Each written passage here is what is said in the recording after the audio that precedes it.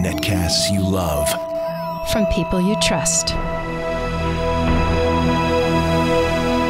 This is Twit. Bandwidth for the Tech Guy is provided by CacheFly. CacheFly.com. Hi, this is Leo Laporte, and this is my Tech Guy podcast. Oh, boy, this show originally aired on the Premier Radio Networks on Sunday, June 30th, 2013. This is episode 992. Enjoy.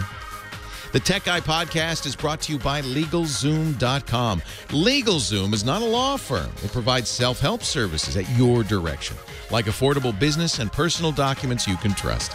Visit LegalZoom.com and use the offer code TechGuy to get $10 off at checkout.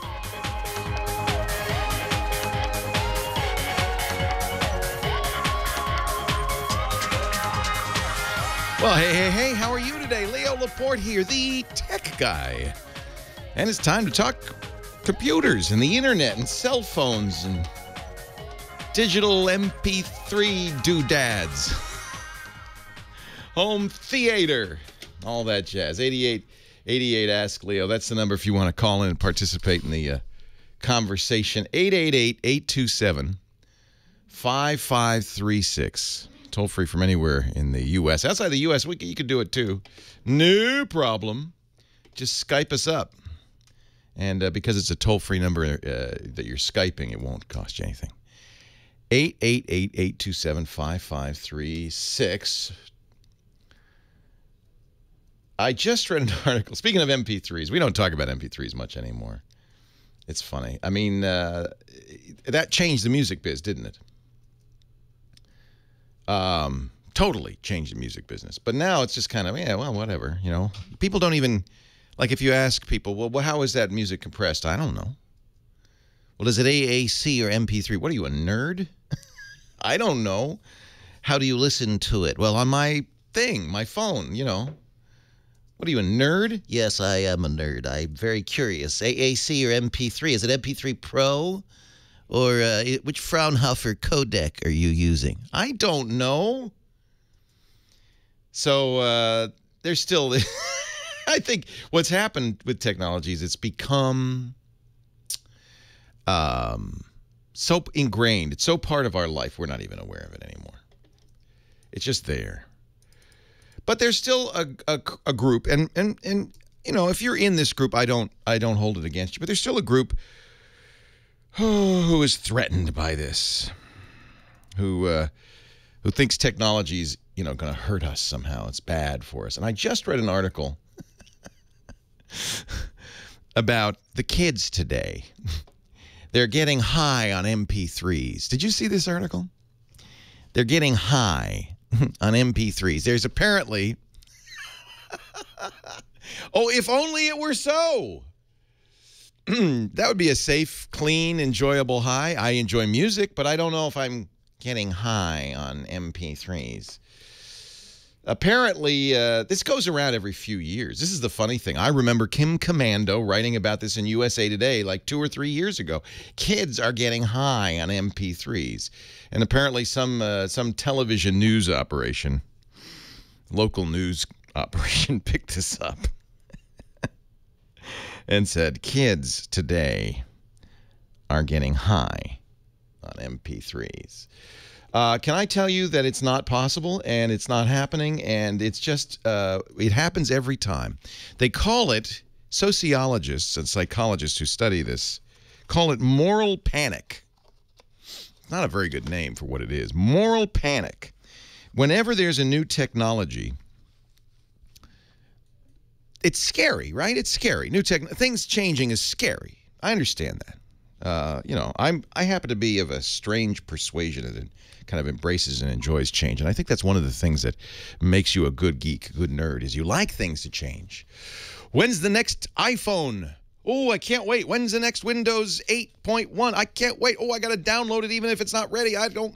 That's a certain type of person. But then there's more commonly the people who say, things are going too fast. I can't keep up. I'm scared. It bothers me. And it's to this group that moral panic appeals. And it's always, this is the definition of moral panic. Think of the women and children. When automobiles came out, there was a serious concern that if human beings drove faster than, say, 30 miles an hour, it would be damaging to them. And who was it that it would be most damaging to? The women and children. They were afraid women would become infertile from driving more than 30 miles an hour. Again, if only it were so. But of course it wasn't. And it happens every time. When there's something new, people go, oh, think of the women and children. And of course, what is most of the anti-internet legislation in Congress? What is the excuse they give? Child pornography. We're protecting the children.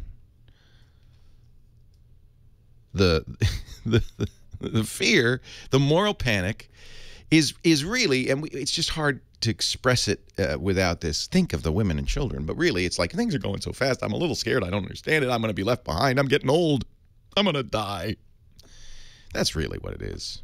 But it's a lot easier to say, no, I'm a champion of women and children. So don't worry, your children are not getting high on MP3s. I wouldn't even bring it up, except I know that, you read something in a national newspaper like the USA Today, or you hear it on your local news, it has some credibility. That's another thing that's changing, by the way. It scares the heck out of national newspapers and local news. People don't really consider them that trustworthy anymore. It used to be, hey, I read it in the New York Times, it must be so. Not anymore. Not anymore. So I'll tell you what, think of the women and children. Here's what you think of women, children, and men too. We live in a new world. Things are changing rapidly. If your kids grow up, I'm very aware of this right now because my son's off to college in the fall, and you're thinking about what would be a good skill? What should they learn? Because the world is changing fast, and it's completely possible you'd get a degree. I saw a cartoon the other day. You get a degree in something that is in high demand, lots of jobs today, and 10 years from now, no jobs, gone because technology's replaced it. So what should you learn? I am on the board of trustees of our local high school, and this, I'm there as the technologist, and they often say, well, what technology? You need to learn technology. So the kids should be learning Microsoft Word, shouldn't they? I said, well, I'll be honest with you. They're going to graduate from college in between 4 and 8 years, and who knows what they need to know. I don't think it's Microsoft Word.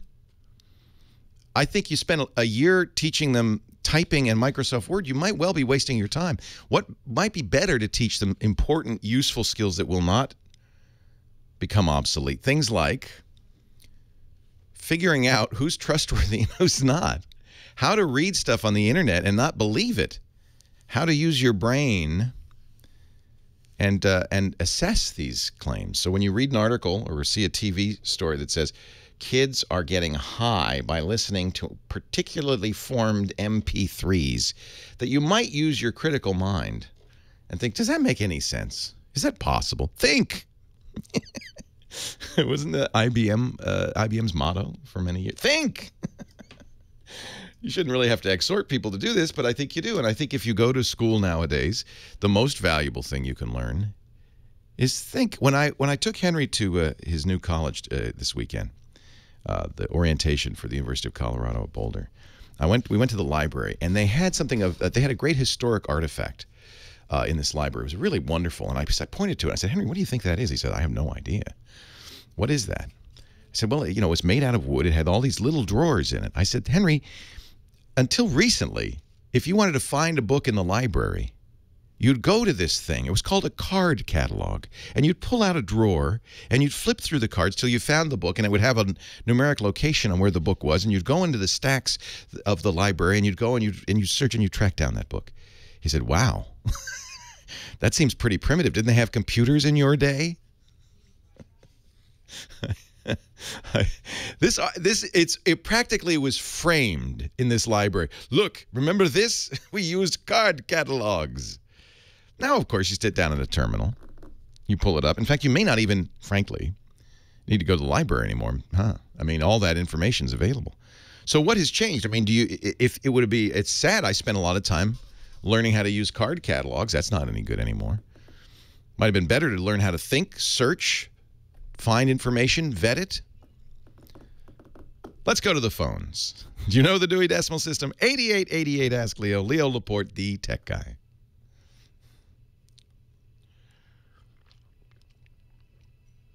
What is that, Dad? He had no idea. Of course, this is the same kid when I said, oh, let's go to the record store. He said, what's that? Dr. Mom says, I had to memorize the Dewey Decimal System when I was in middle school. See there? So I think schools need to really think about what is eternal. And, you know, we mock a lot. We mock liberal arts educations and, oh, you're going to study Plato. What a waste of time. Study something useful, you know? How the Dewey Decimal System. You know, something useful, something you can use. Get a skill. And maybe studying Plato wasn't such a bad idea. Learn how to think.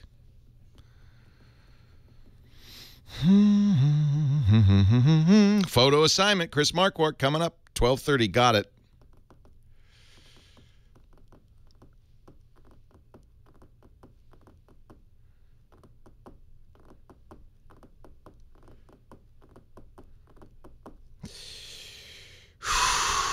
Exactly, Dr. Mom.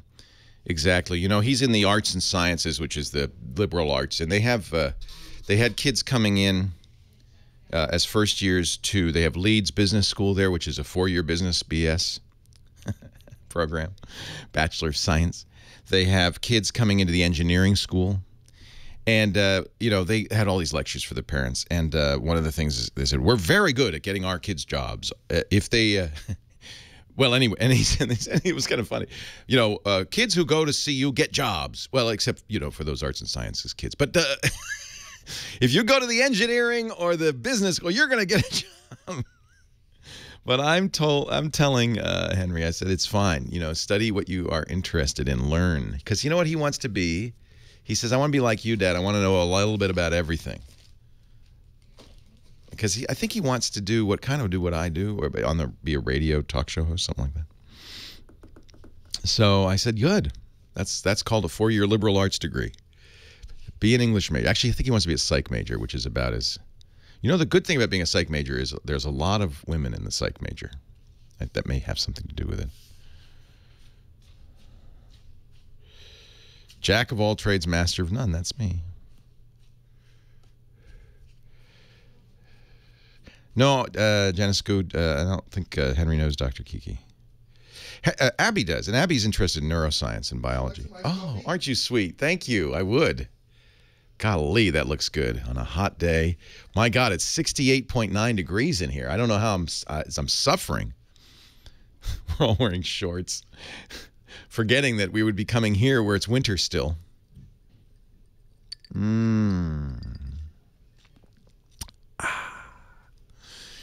Yeah, okay. I mean, I think welding is a good example. Learning how to weld until, you know, 3 years from now when robots do all the welding. I mean, I don't know. How do you choose something that, is there a skill? I guess plumbing is never going to change. You're safe if you learn how to plumb. And I will encourage him to learn plumbing. Car mechanics have changed a lot. Being a car mechanic, you can't, you know, I used to be able to, you know, do the timing chain and carburetor and all that stuff. I could tune up a car. You don't tune up a car anymore. You plug it into the computer. And heaven forfend if you can't afford the $28,000 car computer. I guess the shade tree mechanic is going to... Lisa wants to get an old car. You know, I don't know why. She had an old Camaro, you know, like the 70s Camaro. And she wants to get an old car. I said, well, I could tune that. No computer for that. I used to change the oil, tune my old Volkswagen. That was fun. I had I had the voltmeter and around most of the country, I think a lot of people just staying at home. Just a lazy Sunday. Have you seen the Leonard Nimoy video of this song? Mr. Spock. It's funny. It's on YouTube. Just search for it today. I don't want to do anything Mr. Spock or Nimoy. We're talking actually in the chat room about what jobs would be good to learn. I think a plumber is always good. I don't see in our lifetime plumbers being replaced by machines. Somebody said welding. I don't know. Maybe not. Maybe robots would be doing all the welding. What's interesting is there is a growth in the high-end machinists and these highly skilled, specialized kinds of machining and so forth. You know, a lot of the basic stuff's moved offshore, but those special parts. Being a robot technician, there you go. That's probably good. You can't learning computer science. Is probably a good idea, but I think even today, the way they teach computer science in a lot of programs is wrong. This was something I lost the battle on. In my kids' high school, they taught Java as the one computer class they had was Java. Because, well, Java's popular right now. If you know Java, you can get a job. And I don't think learning any particular language is the thing you need to learn. You need to understand the underlying, you know, truths of computer programming, not any particular language. And Java is not a very good language, frankly, for learning that. Didn't win that battle. Java's great now. 6 years from now, will Java still be a popular language? I can almost guarantee you no. Pretty much guarantee you no. So then they say, well, but they are learning how computers work, how programming works, and that to some degree, yes. But if that's what you want to teach them, there are better languages than that. But I'm old school. Sometimes old school is new school. Let's get to the phones. We are here. Heather is here. Heather Hammond, who is our call screener, is ready to go. How are you, Heather? Great. Was it a hot night in San Francisco last night? Was it? You know, it wasn't that bad. Good. Did not really cool off here. Yeah. And I was at Pride at 3, 4 in the afternoon when it should have been really hot. I'll tell you something. People were not wearing any clothes yesterday. They don't anyway at Pride. Well, I guess so. That's where you wear short shorts. Exactly. Or a bikini and no top tank at all. top. Yep. Yeah. So let's get a call in here because I see we have a whole full board. Who should I talk to first? I'm thinking Pat in San Bernardino. San Berdue. All right, let's find Pat. Line 4. Thank you, Heather. Hi, Pat. Leo Laporte, the tech guy. Hello, Leo. Hello, Pat. How's it going? It's going well. How are you? Very well. You're talking to a liberal arts major at the moment. Ah, very good. Where are you going to school? Well, I graduated from Cal State San Bernardino. Ah. Now, tell me what are you doing now? Right now, I actually work at the school as a staff member. Recently received a grant for over $15,000 to try and update our advising center to the 21st century. There you go. I think technology skills are going to, hold you in good stead as long as you're not tied to a particular technology. You know, if you learned how to do Novell networking and you didn't learn networking in general, that might not be so good. But if you deeply understand networking, it doesn't matter if it's Novell or Linux or Microsoft. You understand the concepts. Yeah, you bring me to a great place, actually, just calling in for an unrelated question. And the fact is I actually worked on a computer science minor. Great. And I kind of had to take myself all the way back to the ones and zeros to kind of gain a perspective as to where I should be in the programming world. Good. I think you're right. So, but anyways, my question today is can I use an Apple TV without an internet connection? No. At all? I can't think of what you would use it for. Yes, you can. Okay, here's what you could do with it. No, well, you need a network connection. You need Wi-Fi. If you had Wi-Fi but you weren't connected to the internet, you could use it as an AirPlay device. Perfect. So, for instance, I do think you're going to see this a lot in conference rooms. If they have, and it's a $99 device, they have an Apple TV along with everything else, and the Apple TV is hooked up to the projector or the big screen display, then anybody with a up-to-date Apple computer can come in and project right on the screen without any wires. So that's valuable. You still need Wi-Fi. That's done over Wi-Fi, but you don't need an internet connection, if you understand. And I just got some new equipment in my home, so I actually have an extra airport laying around. Perfect. I'm wondering if that would lend to being able to do such. Yeah. The airport's going to complain that there's no internet connection. I don't know what happens then. I'm trying to think. Try it and see. Well, I mean, you understand the main purpose of an Apple TV is to connect your television to the internet. So it has an HDMI port, so your connects to your TV, and the other side it connects via Wi-Fi or Ethernet to the outside world, and then you can watch and rent movies from iTunes and Amazon. Well, actually, you can't use Amazon, but iTunes, HBO Go, Netflix, but all of that requires internet connection. So the one feature, you know, Apple has not opened even though the Apple TV is essentially an iOS device. It's like an iPhone. They haven't opened up an app store for it. If they would do that, then you could download Angry Birds and you could play it offline, but you can't. You can do that on a Roku, by the way, but you can't do it on an Apple TV. So really, the only thing I can think of, and correct me if I'm wrong, I guess if you had content on an, again, you'd have to have a Wi-Fi network. But if you had a network, even though it's not connected to the outside world, you could play music from your computer, videos from your computer, because it does support that.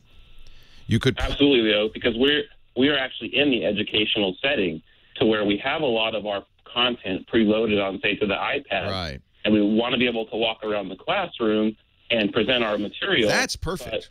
Perfect for that. But the internet connections at schools, and especially when I tried to set up one of my Apple TVs in the past on the school's network, it was really complicated. And really, AirPlay is the main function we're looking for. Yeah. Well, I think that would work. You know, the Apple TV complains if there's no internet connection, but I don't think it stops working in any way. And I think that you could still use AirPlay. You'd have Wi-Fi. It'd be on the Wi-Fi network, just not on the outside world network. It'd be an internal network only. And yeah, you could set up a closed ad hoc Wi-Fi network using anything, a computer or your old airport, things like that. So you can use stuff even besides an airport? Yeah, any computer can set up a Wi-Fi network. It's called an ad hoc network. There's two kinds of Wi-Fi. There's ad hoc, which means I've got a computer with its own connection to the internet, perhaps, and I'm going to have, it's what internet connection sharing is, essentially ad hoc Wi-Fi. And then there's infrastructure Wi-Fi, which is a Wi-Fi access point, a dedicated access point.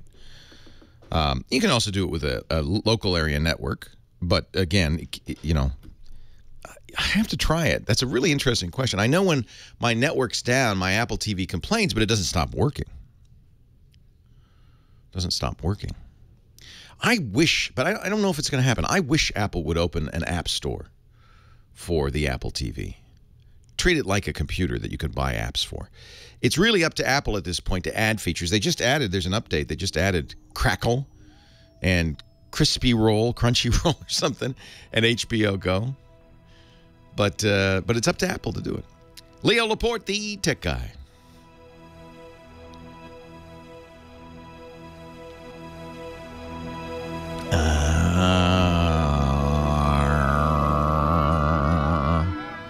Crunchyroll. I just like the names. It's Crackle and Crunchyroll. Our show, our podcast specifically today, brought to you by LegalZoom.com. LegalZoom is not a law firm, although you might look at what they offer and say, hey, they must be a law firm. No.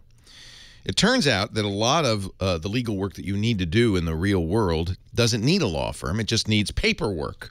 And that's what LegalZoom helps you with. They help you fill out, create legal documents that you can totally trust for very affordable costs. For instance, here at Twit in 2005, I said, well, I want to do this business. And I think I asked Kevin Rose, who had started many businesses. He said, yeah, do an LLC. It's very simple, but it protects you, for liability reasons. It's a good idea. And $99 at LegalZoom plus the state filing fee. $99. By the way, I'm still using that LLC that we did in 2000, that I did in 2005 for $99. I don't remember how much it was. I think it was $99. You can incorporate too, S Corp or C Corp, $99. How about this one? I don't think people think about their brand as something that they should protect, but it's true. If you have created a brand H-Bomb and you want to be H-Bomb and you don't want anybody else to be H-Bomb, one of the best legal ways to do this, and it's affordable, is trademark it. Trademark protects your trademark or your name or your brand. Really a great idea. $169. You can also now, when it comes to the family, this is something not to play around with. LegalZoom can also do your last will and testament. If you die intestate without one, the courts say, well, let's give his kids there, and let's take his assets, put them here. It's completely out of your hands. Well, you're gone. So make that last will and testament now, so that you tell the court what your wishes are. $69. And one of the nice things about LegalZoom now is they also have the LegalZoom legal plan, pre-negotiated flat fee pricing, so that you could talk to a lawyer if you should have some questions. Lawyers are in most states. They've got profiles online and ratings too, unedited ratings, so you can see who's good, who's not so good. LegalZoom.com. It's not a law firm. Self-help services at your specific direction, or you can speak to a legal plan attorney and get your questions answered and get ongoing advice. Tell you what, we want to give you a little thank you for mentioning Tech Guy when you use LegalZoom. So use the offer code Tech Guy when you do buy on checkout, and you'll get $10 off. Offer code Tech Guy, one word, at LegalZoom.com. I trademarked the word twit and the twit logo. I'm glad I did, too. That's actually protected us in a couple of cases. LegalZoom.com. And, of course, I have a will and testament because I care about my kids. LegalZoom.com. We thank them for their support of the Tech Guy Show.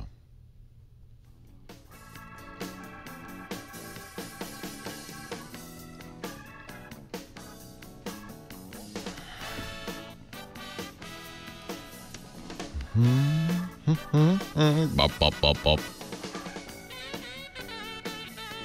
I want to be the bass saxophone guy who plays two notes in a song. Bottom.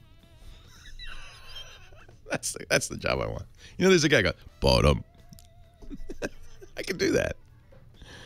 Bottom. There's also, in a lot of Sinatra songs, and he's a famous guy. He plays the cornet, a muted cornet, and he only plays a couple of notes. And you listen to Sinatra songs, you'll hear this guy. What a great job. I always wanted to be the cymbal player for the symphony orchestra. Ding. Or the triangle, sure. Ding. You sit down for an hour. Thank you. You get up and go ding, and then you sit back down. I was mentioning, Nathan's very fast. I was talking about good jobs. And one of the jobs would be a great job. Maybe boring, I don't know. To be the cornet player for Sinatra. Very famous guy. I'm trying to remember his name. He would sit behind Sinatra. You'd get to hear the great music, the thing, and then he'd just play 3 or 4 notes with a muted cornet. That'd be it until the next song. That would be a great gig. I think was it Bobby Hackett? Is that his name? Seems to ring a bell. 8888 Ask Leo. Back to the phones we go. And Dean is in Yorba Linda, our next caller. Hi, Dean. Leo Laporte. Hey, Leo. You mentioned at the very top of the hour about your little thing from IBM. Think. Yes, I actually have it on my desk. Awesome. Were you an IBMer? No, my dad was. And I took a picture and emailed it to you. Oh, I'm looking for it right now. That's great. Yeah, look for you, Leo at leogo.com, and you'll see there. Think. All right, so Think. It's sitting right in front of me all day long. Think. Now, does it help? No. You're an honest man. Here it is, Dean. I see it right now. Oh, that's great. That is a classic. That is a thing to have. And it's bright orange. I mean, you can't miss it. But. Yeah. So here's my question for you, bud. I've been in the market for a 70-inch TV for our house. And I've been eyeing this, the Vizio 70-inch over at Costco. Yep. But they have this open box 70-inch Sharp. That's about $100 less. Ah. But it's been sitting on the shelf for about 3 weeks. It's been turned on, playing movies for the past 3 weeks. Nah, that's not going to hurt it. It's not going to hurt it, so we're not going to have an issue with the lights going out or, the back LEDs burning out prematurely, all that kind of stuff? Well, not for 3 weeks. If it were 3 years, maybe.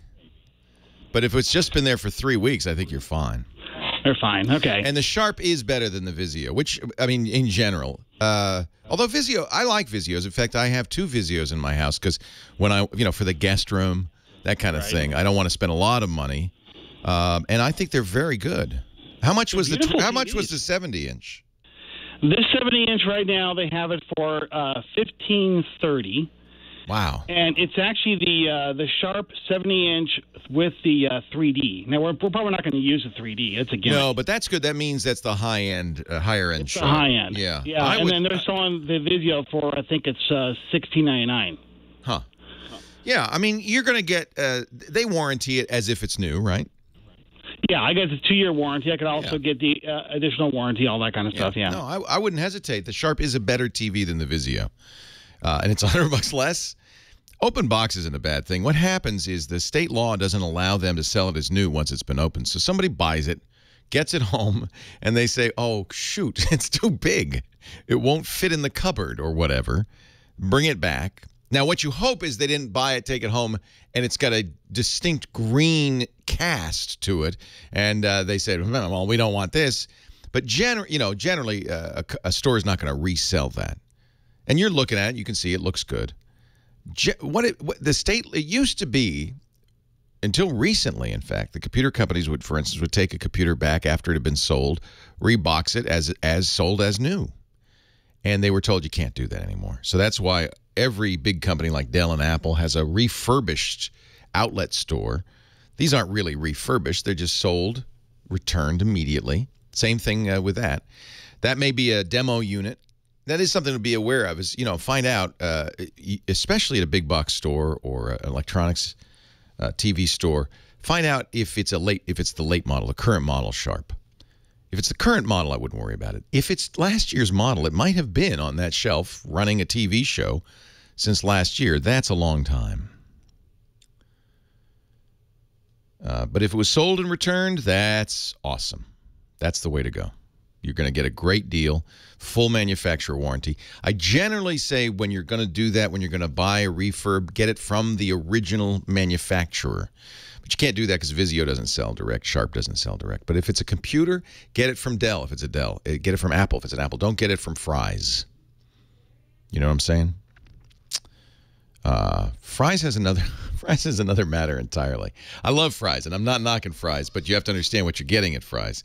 I have a friend who worked at Fry's. He said, yeah, we sell refurbished hard drives.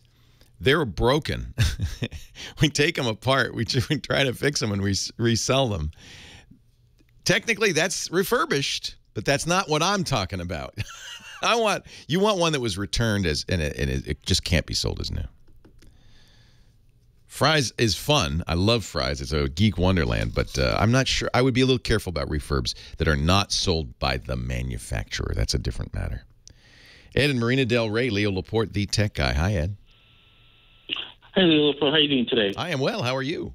Did you see this? I have my own Think. This says IBM on the back and everything. Where'd you get that, John? Alex Gumpel had that. So I'm going to wear this today. Think. What can I do for you?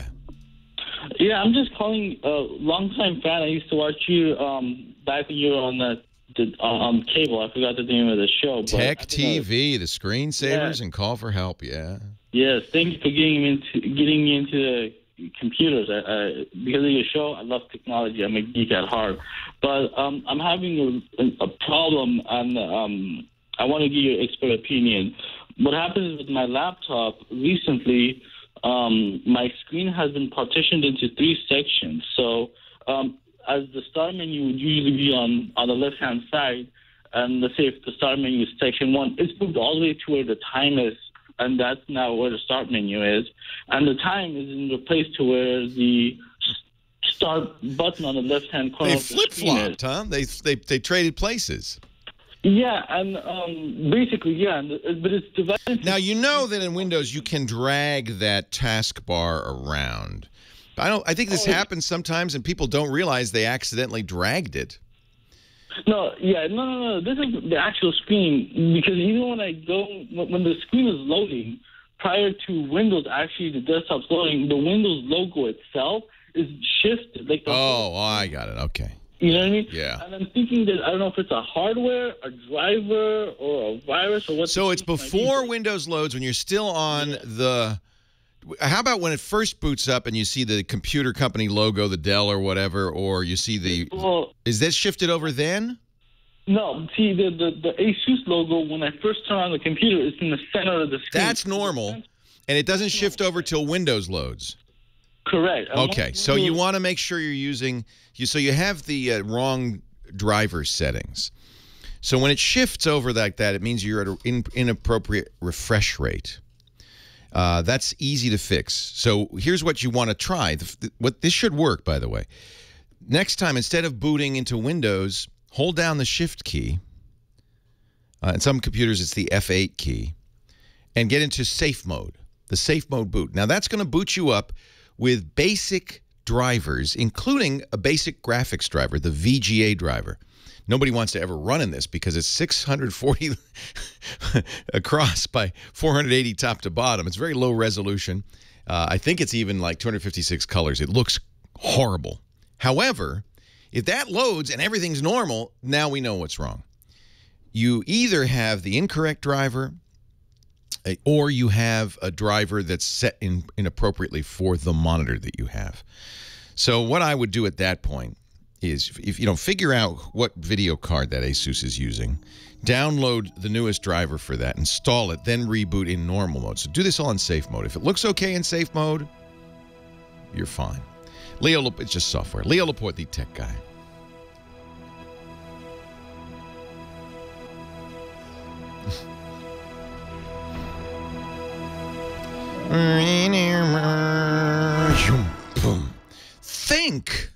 Think.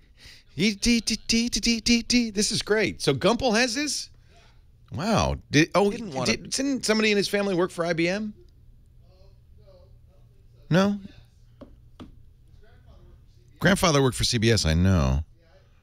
For some reason I think so, but that is awesome. And it even says IBM on the back. It looks like, this is the new version of the old one. Well, I think that Dean says that he has the orange one, and Dean says that they're the same. It's just somewhere orange and somewhere silver or black. I love that. I can see if I can find out where he got it. Yeah. Thank you. You better think. Alex is in the air right now with Mary Jo and Paul. Oh, he's going back with them? No. He took him to Petaluma Airport and rented a plane, and they're flying around. Who's the pilot? Alex. Oh, crap. That seems like a bad idea. Alex is a very... Is he a good pilot? Well, he's still alive. He's conscientious. I believe that. He does a good job here. He's never getting me in that plane. I can tell you that right now. But Mary Jo and Paul went. They're brave. They're brave. Holly, holy, yeah. Why do I have 4 copies of this Think button open? 5 copies, 6 copies. I must have clicked it a bunch of times. Yeah,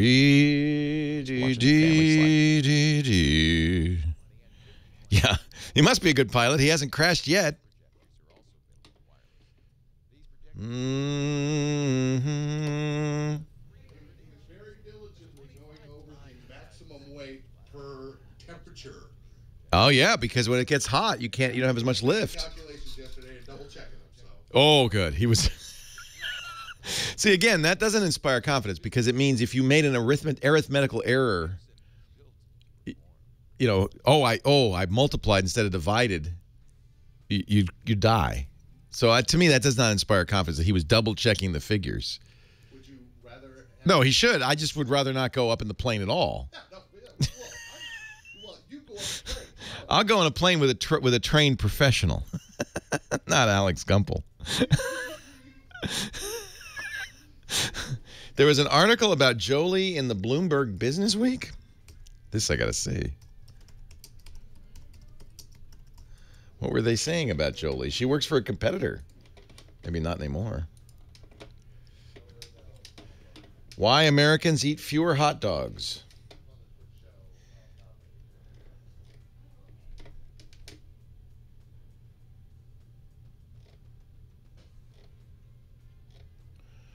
I don't see it.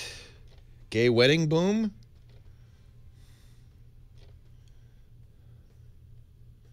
Reneging on an NBA job offer? The Top Tech of Summer Festival Survival Edition? Oh, I don't know. Now, I will never write a memoir or an autobiography because I don't think my life's been very interesting, actually.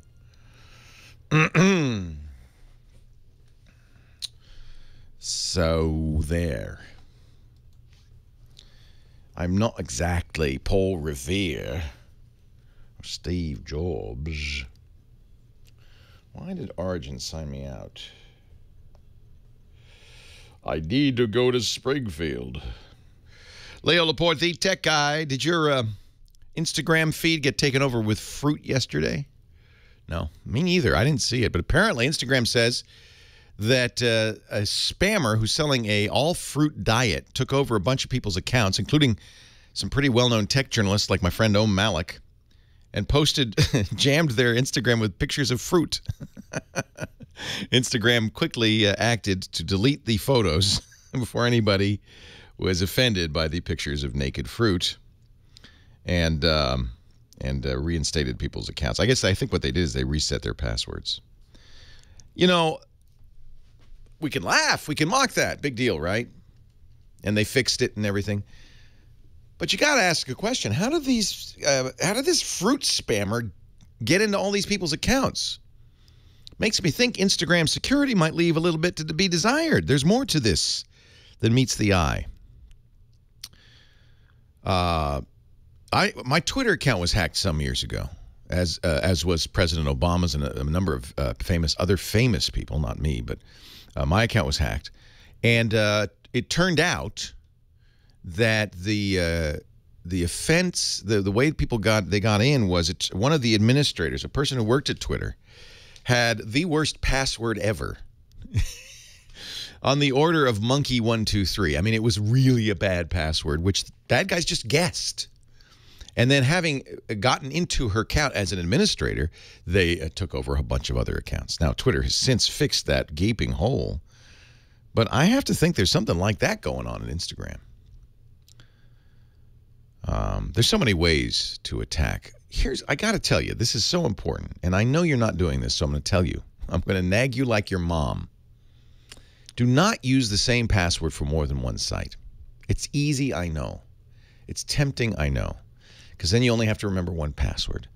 The problem is if it's a site that gets hacked like Instagram or Twitter, and the people get your password, they now have passwords to more than just that site. You want to limit the damage. So it really is best to use a single password, a unique password for each site. Make them long, make them random, make them difficult to guess. Don't use dictionary words. You want to know the trick. The real trick is to get a password generating program that keeps track of your passwords for you. The best one, and I've tried them all, is LastPass. They have a free version and a premium version. The premium's only $1 a month. And I paid just because I want to keep them in business, but you also get some additional mobile features and so forth. It runs on everything: Windows, Mac, Linux. It runs in the browser. It has plugins for all the major browsers. It runs on Android, iPhone, Windows Phone, any BlackBerry. So the idea, and trust me, the implementation that these folks at LastPass have done is very, very, very good. It's completely secure. So what you'll do is you'll start using LastPass to keep track of your passwords. Then you do have one password that you have to remember, but that's the one to LastPass. Make that one long, complicated, but take the time to memorize it. Don't write it on a Post-it note and put it on your computer, please. Don't do as my mom did. She has a Word document on her desktop called passwords.txt with all her passwords in it. Don't do that. Use LastPass. Your password store is encrypted. It's safe. Even LastPass can't see into it. You do have to remember your single long password. LastPass also supports second-factor authentication, which I would turn on.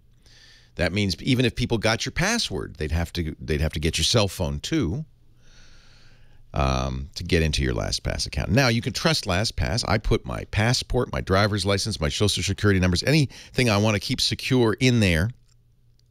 And, of course, all of my passwords. And it has a password generator. And make it long because you don't have to remember it. I generate completely random 20-character passwords with letters, upper and lowercase, numbers, and punctuation marks. It's actually interesting to see how many sites don't let you use good passwords. Oh, that password's too long. You can't use that. What are you using punctuation marks for? It has to be letters and numbers. You have to wonder about these kinds. Even banks, even people who ought to know better. But at least you know better now, right? Use LastPass, have a unique password. The other thing LastPass does that's great is it notifies you if you're using the same password on more than one site. It says, maybe you want to change this one. So it's, you know, every time I hear about a hack like this Instagram hack, I think about what really happened. And somehow, if hundreds or thousands of accounts were all hacked at once, that means something bad happened from a security point of view at Instagram, who is owned, by the way, by Facebook. Facebook's kind of notorious for this. They've had a leak. Have we talked about this? I don't think we have. For years, they've been leaking information. 6 million users. Now, I know Facebook has 1 billion, so what's a few million here or there, unless it's you? 6, and it's been going on for a while. Private contact information, your phone number, your address, anything you've stored on Facebook for 6 million users has been leaked. It was confirmed on Friday. Facebook underreported the breadth of the information leaked when it emailed Facebook members on Friday. Did you get the email? The bug allowed those who downloaded their Facebook account histories through the Download Your Information tool to inadvertently access some of their friends' email addresses and phone numbers, that even if they were never shared on the network. Wait a minute. Listen to that carefully. Even if they were never shared on Facebook. Facebook has been collecting information about you that you didn't share on Facebook. Maybe you said, oh, I don't want people to know my phone number. I'm not going to put it on Facebook. Doesn't matter. Facebook has been collecting information about you from other sources.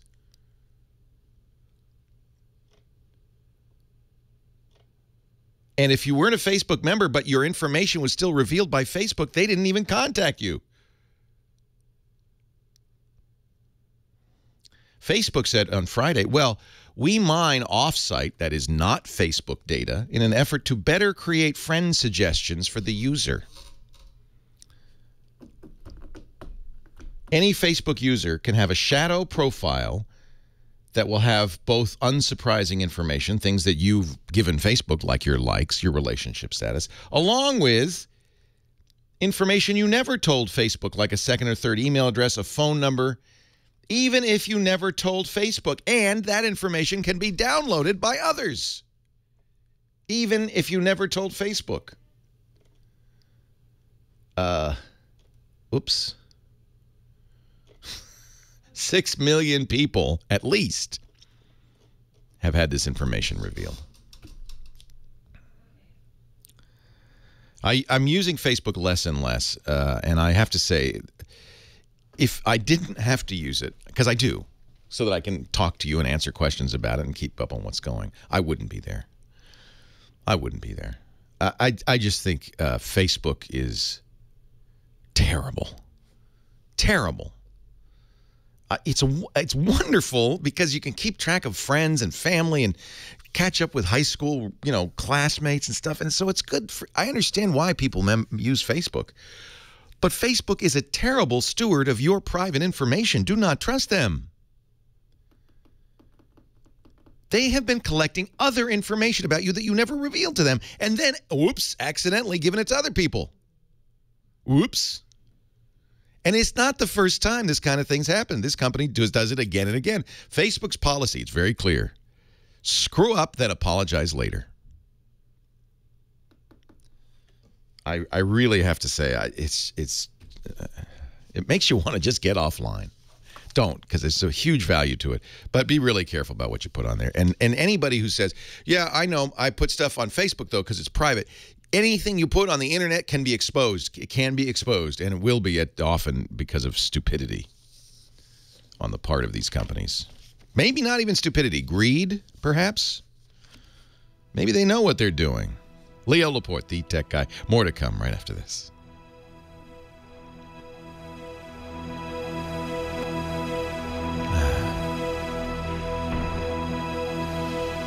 Boom.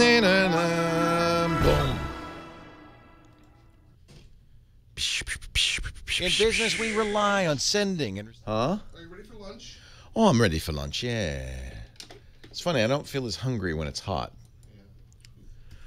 So, Petaluma Sunday Market. morning, CBS Sunday morning. It's on 6 a.m. Yeah, no, it's a great show. That's one of my favorite Yeah. shows on TV. Yeah. But they had a commentary this morning on passwords that just was making me so. Was it wrong? Huh? What did they say? Oh, the passwords are meant to protect you. No, they protect the sites from us. They're so hard to remember. Oh, stupid morons. I sent you an email. I will. It's on YouTube right now, probably, right? Well, no, it's on their site. I sent you a link. I'll have a medium chicken chili. Thank you. Yeah, I will. Let me pull this up right now. Would be a good time to play it. Yeah, and comment on it afterwards. But Yeah. you know, it's the feelings about passwords. No, Right. Feelings are not what it's all about. it says about passwords. Thank you, John. Let's just take a look at this. Hey, darling. He's hot. I want to shave his butt. He's so hot. Poor guy. He needs to be shaved. The Chevrolet. Huh? Yeah, he's shaggy, and it's very hot for him. That's why I took him to work, though, because it's nice and cool here. He's all right here. But yeah, he's like...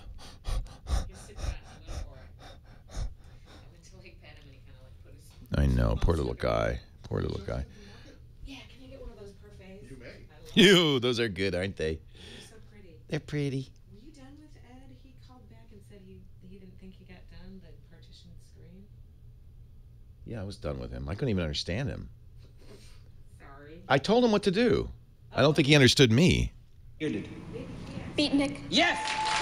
If that password is easier to remember than your 17 other ones, join the club. But in order to join the club, you must choose a password that's between 6 and 8 characters in length. It must contain a number and a capital letter and a highly esoteric punctuation mark. We've got passwords for our computers, email, smartphones, banking, online shopping, wireless connections, frequent flyer accounts, e-readers. Each is supposed to be unique for our own security. But since it's impossible to remember every single one, it I'm a sometimes moron. feels like the only person from whom your passwords are keeping you safe is you. Creating a strong I password can't believe they put nowadays this on the can air. make you feel very vulnerable. There's a lot of judging going on. Replacing I'm a vowels moron. with numbers. Or you can abbreviate expressions so that the early bird gets the worm becomes capital T-E-B-G-T-W. A very bad password, period. I might add. So passwords are passé and passphrases are the new black. Why do make they that let this person capital on B, television? Little L, @ open parentheses, K. That And also is a passwords terrible may not password. even protect us much from hackers, according to some experts. They call passwords security theater, like taking off your shoes. Passwords at are the not airport. security They just make theater. us You feel- moron! That's security they also theater. make us feel like we're losing our minds, Oh, especially I when can't you even forget watch your this. password. You're an idiot. Oh my! I gotta play a little bit of this on the radio Name the show. street you lived on as a child. Yes, For yeah. our computers, email, smartphones, banking, online shopping, wireless connections, I'm sorry to frequent put flyer you through accounts, this again. e-readers, each is supposed to be unique for our own security. Each is supposed to be connections, frequent flyer accounts, e-readers, for our computers, email, smartphones, banking, for our computer punctuation mark. We Back this up a little bit. punctuation mark. All right, there we go. Faith Sally. Who the heck is she? And why do they give her a chance on TV? Because she's cute. She's a television, national public radio host, political and pop culture commentator. Oh, this is why I hate television. Oh, she was in Deep Space Nine. She's an actress. She went to Harvard. She ought to know better. This shows you Harvard's not the school it's made.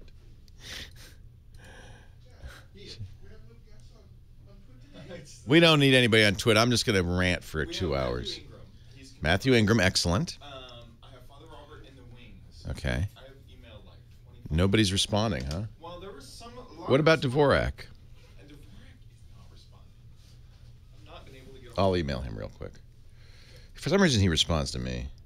I think he just doesn't pay attention to the email generally. Yeah, I get that feeling too.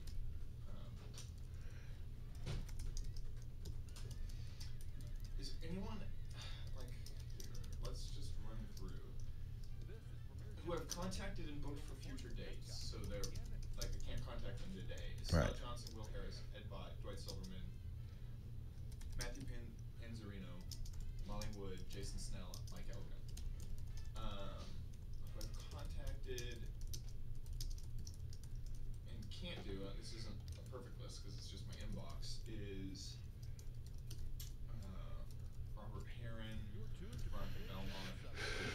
Yeah, Veronica's probably not going to work. She just got back.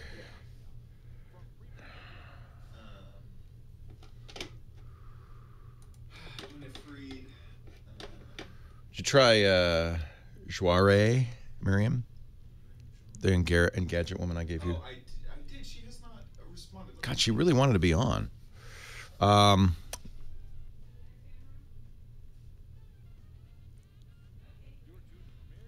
It's not my password riff lens light, and if you think that's what I told you, then you're not paying attention.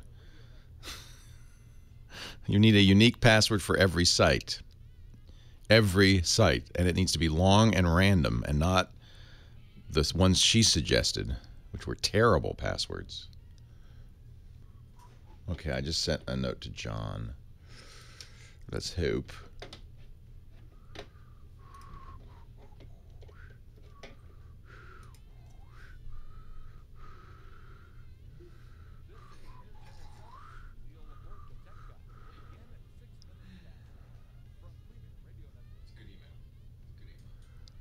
You got it. Veronica just got back from Hawaii. I doubt she's going to want to do it. She already said she can't. How about Worley? Have you talked to her lately? No.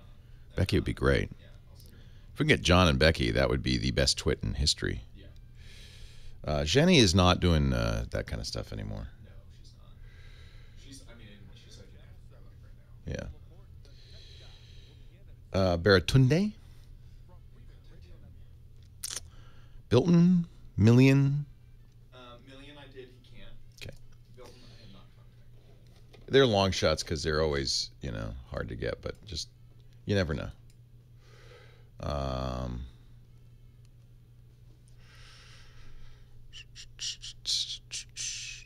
Gibson?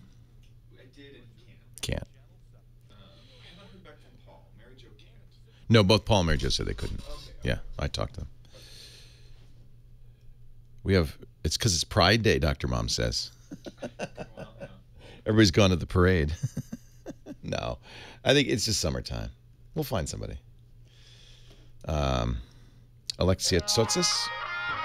You asked her lately? I did. Recently. Good. Yeah, actually, I think for today's episode. Oh, good.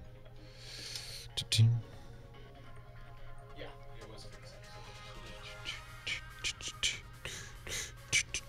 Patrick? Did. Okay. And Heron. And Heron.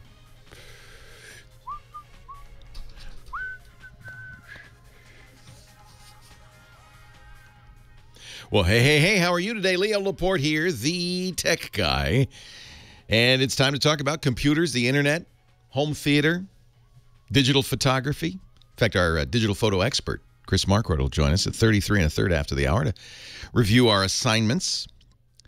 So we were talking passwords before the break. The fact that Instagram had this big password breach, and coincidentally, maybe not, its parent company, Facebook, same problem. Leaking information of 6 million users. Information it shouldn't even have had because it wasn't information given to Facebook, but information Facebook sucked up from you without your permission or knowledge. Isn't that sweet? And then my studio manager, John Slanina, pointed me to this commentary this morning on CBS this morning. Actress, comedian Faith Sally on passwords. We've got passwords for our computers, email, smartphones, banking, online shopping, wireless connections, frequent flyer accounts, e-readers. Each is supposed to be unique Yes! for our own security. Yes! She didn't like that, apparently. But since it's impossible to remember every single one, it sometimes feels like the only person from whom your passwords are keeping you safe is you. No. Creating a strong password nowadays can make you feel very vulnerable. There's a lot of judging going on. What? Why do they let people like this talk on television? There are many suggestions for creating a hacker-evading password, like replacing vowels with numbers. No, that's very bad, by the way. We know that. It's the first thing hackers do when they're brute forcing your passwords. They know how to do that. See, they're not completely stupid like this person. Or you can abbreviate expressions so that the early bird gets the worm becomes capital TEBGTW period. A very, very bad password, by the way. So passwords are passé. No, they're not. Passphrases are the new black. No, they're not. Make that capital B, little L, @ open parentheses K. Which would be cracked in 30 seconds by any competent hacker. And passwords may not even protect us much from hackers. No, actually they do. They do. They do. According to some experts. They call passwords security theater. No one calls password security theater, my dear. No one. You do, because you're an idiot. So don't listen to what you hear on CBS This Morning from a comic who's pretending to understand things. Just do me a favor. Get LastPass. We talked about it last hour. Generate big, long, completely random punctuation, number, and letter passwords, the best that your bank will allow. Sometimes they don't allow good ones. And you don't have to remember them. LastPass will remember it for you, and it'll store it. You just have to remember one good password, and that's your LastPass password. Petrie in the chat room said, are you sure this isn't from The Onion? No, that's, I mean, if it were from The Onion, I would be laughing. It's not. It's CBS This Morning, where a lot of, the thing that annoys me is a lot of very trusting, non-technologically savvy people are watching that show and listening, and they think they're learning. Passwords are not security theater. They're real security. They're your only line of security. You must have good passwords. You really must. I don't care what Faith says. In her defense, I guess, it's not her fault. She's a comic. She's an actress. She's not an security expert. The flaw lies with CBS for allowing this to be on the air. Sad. I'm glad you listen, and I hope that if you have friends and family who watch that show, you inform them. Say, Leo says she's wrong. Carol in Pasadena, Leo Laporte, the tech guy. Hi, Carol. Leo, thank you for taking my call. I'm calling for a neighbor who used her Hotmail to notify friends of her change of address. Next day, she couldn't get Hotmail. She had a Viper icon showed that it expired. She clicked on it, got connected to a company, and if you want the name, I'll tell you. Anyhow, they accessed her computer, scanned it for 7 hours, charged her $350, and I said, no. I feel so bad because she's in the process of moving this week. She's cleaning the old house. I'm on the phone next door. I did tell her about ESET and Carbonite, but she's not to use her computer, I understand. I have a couple of questions because I think this is a complete scam. Oh, yeah. Okay, she's disputing the charge. She should. Okay, I told her not to hook up to the internet on that computer. She just got Viper last March when she got the computer and was told it was for the lifetime of the computer. So from March to June is not long. But she clicked on it, got a phone number. So the person who told her that, Viper, by the way, is a reliable antivirus. I did a check. Nothing wrong with Viper. It came with the computer, and as always, when an antivirus comes with a computer, it's a trial. In this case, it was a 6-month trial. Oh, okay. Yeah, and that's almost always the case. They rarely give you a lifetime supply. So whoever sold her the computer just misrepresented that. It starts with the letter F, so that's all I will say. Yeah. So Viper's fine. So she couldn't get back on Hotmail. From her school, from home computer school, she could. She could from school, but not from her home computer. And the person who was trying to help her said that somebody hacked in because she used her Hotmail to send out address information. That's not true. That's what I told her. Yeah. Now, the pop-up came from Viper? It was her icon on her computer at the bottom. Okay. And it said, call this number? It had a number to call. So probably there's a couple of possibilities. One, it could have been actually Viper. More likely, it was somebody who said we're Viper, but they're not. Okay, because I did a search on that company. It's only in business since 2012, and no reviews have been written about that company. So they actually gave a company name, and there is a company that did this cleaning. I know what that name is, and if you want it, sure, why not? Okay, it's TechVantEdge, TechVantEdge Inc. I don't like how they spell it. I know. Oh, I get it. It's Edge. The word is Edge. TechVantEdge. Yes. Yeah, well, they seem like they do that particular service. Just because somebody has a nice web page doesn't mean anything. Okay. Maybe they do, maybe they don't. Maybe Viper does, in fact, recommend this. I don't know. Okay. Because I went to TechVantage. They've only been in business since 2012, and no reviews. They're telling me I can be the first to write a review for them. Yeah. Okay. I mean, I don't know. It doesn't mean that this isn't a real company. I understand. They're in the state of New York. So the problem is we can't really be sure what happened. As you know, and you obviously listen to the show, there are bad guys out there who will pretend to be support people who'll get on your system. They don't usually spend 7 hours. I got to be honest. They told her it would be an hour. It was 7 hours. Yeah. Even access to divorce papers and everything. It doesn't take long to do what the bad guy wants to do. And $350. And that's not unusual either. Okay. So I'm not going to say there's something definitely wrong because I don't know. All of this could be a legitimate chain of events. So what she should probably do at this point, and what you could do for her, is make a scan disk from your Nod. You have Nod 32, I take it. I do. Yeah. She can either scan from the web, or it's better though if you can make a disk of Nod 32 and make a scanning disk that you could bring over, put it on a CD, bring it over, and scan it. I bet you. I'm thinking she's probably okay, but I don't know. I have to say it's an error to say that because she sent out emails with her address that she got infected. That's not that's a little weird. Thank you. Okay. That's not possible. Now it is possible that how many did she send out? Oh, I'm going to say she didn't say how many. I'm going to say probably 20 to 30. That's not bad. Sometimes if you send out hundreds of emails, a company might assume that you're a spammer. The fact that she could still get on a computer at work, but not, or at school, but not at home, sounds more like to me something went wrong at home. The password got reset or something like that. She thinks she has the original disk from the computer. Should her computer be reformatted? That would be the best way to be sure that everything's okay. I'll talk about that when we come back. Leo Laporte, the tech guy.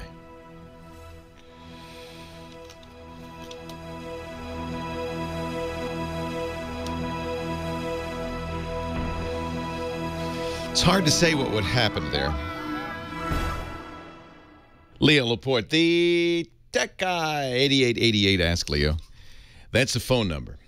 We're talking to Carol in Pasadena. Now, first thing I want to say is panic is your enemy.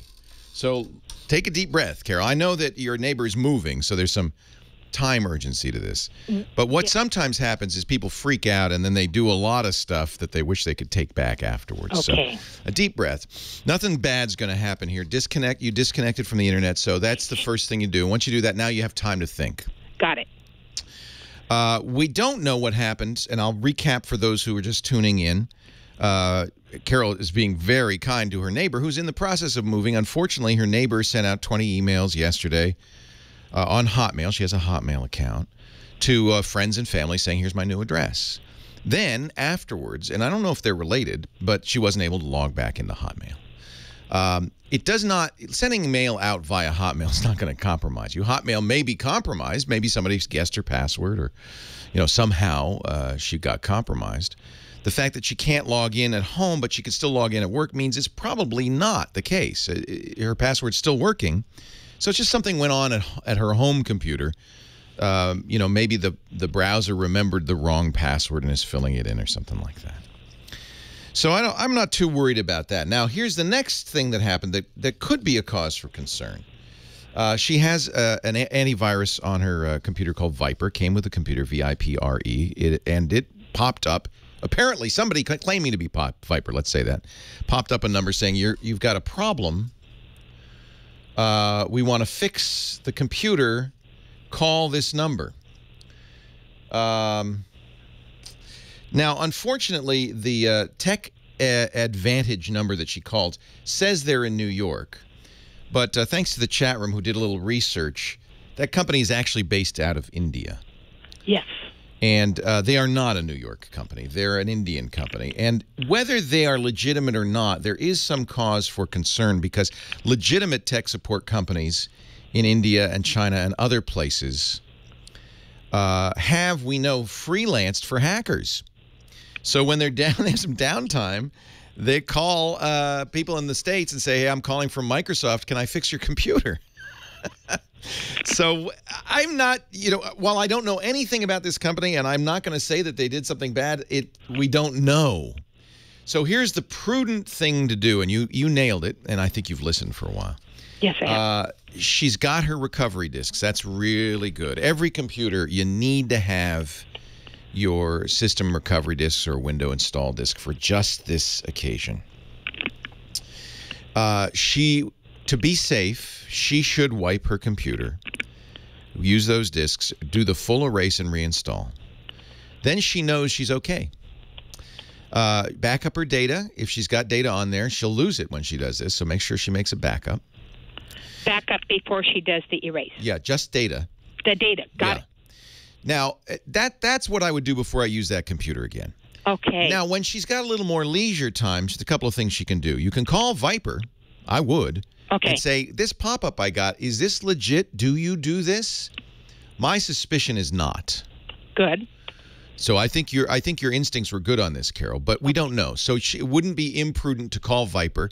If Viper says, "Oh yes, we work with TechVantage, that's fine," then you're probably okay. If they say, "No, we don't know who that is," that's probably not us. That was probably somebody posing as us, and that's, by the way, if you're a bad guy, who better to pose as than an antivirus? Okay.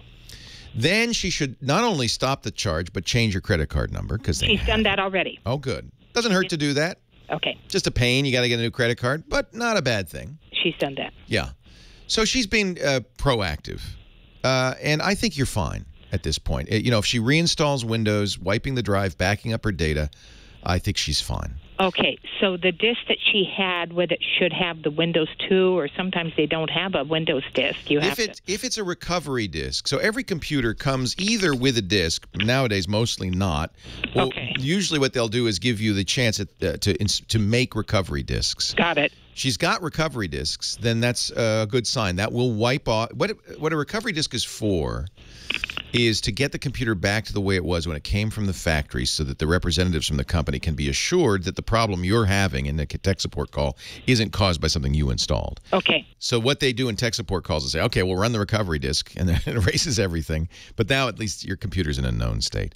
It's good for you, too, because in a case like this where you just don't know if something was installed on your computer or not, it's a pain, but on the other hand, it's a prudent thing to do, and she'll get a nice fresh computer out of it. The next thing she should do, by the way, is run Windows Update until there are no more updates to get. She really wants to update that Windows. Even if it's an older version of Windows, XP or older, she should update it until there are no more updates. Yeah, it doesn't seem likely that an antivirus would pop up a window saying, you've got a bug, call this number. The fact that the company on its website says they're from New York, but in fact is not, is based in India, is a second cause for concern. I don't know for a fact that there's a problem, but it does seem prudent at this point. You can call Viper and say, hey, what happened? If you can get a hold of somebody. Looks like on our chat room, thank you, chat room, has pointed me to a page at the TechVantage site that says we do work with Viper. But again, if you're a bad guy, you might do. It's so easy to create a good-looking web page. Does this company make Viper? Maybe they do. I don't know. TechVantage is an independent provider of on-demand tech support and not affiliated with any third-party brand, including Viper. They do tech support for Viper, but they are not Viper. That's very misleading on this page. It says tech support for Viper. It's got a picture of the Viper box. It has an 800 number. And then in small print, but we're not affiliated with Viper.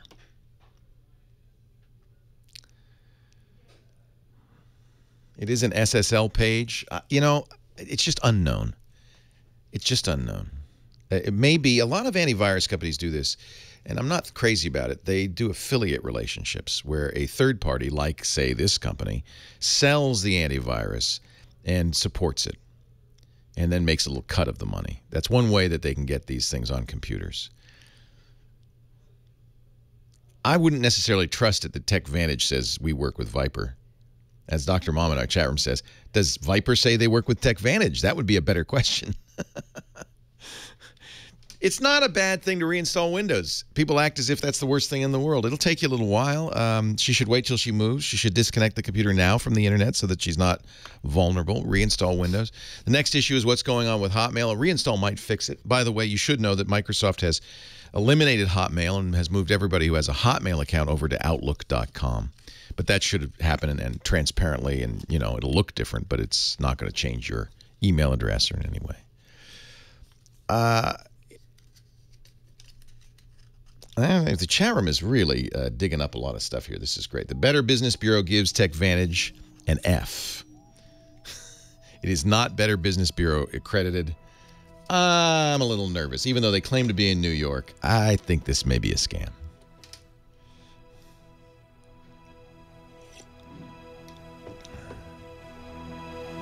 There have been complaints filed against them, which they have not responded to.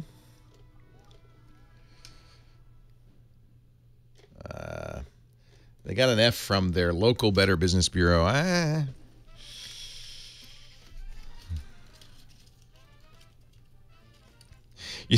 It's not, yeah, you got to be pretty bad to get an F.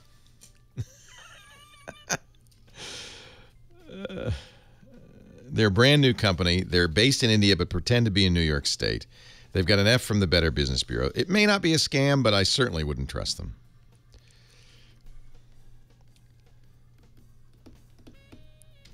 Probably prudent to reinstall.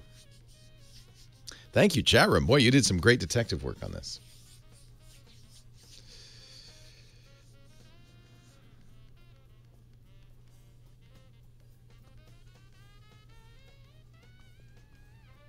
We should get Faith Sally on Twit. No. That's CBS This Morning woman. No. India, New York, what's the difference? Chris Marquardt, get him ready if you would. Yeah. We asked Steve. Steve can't do it.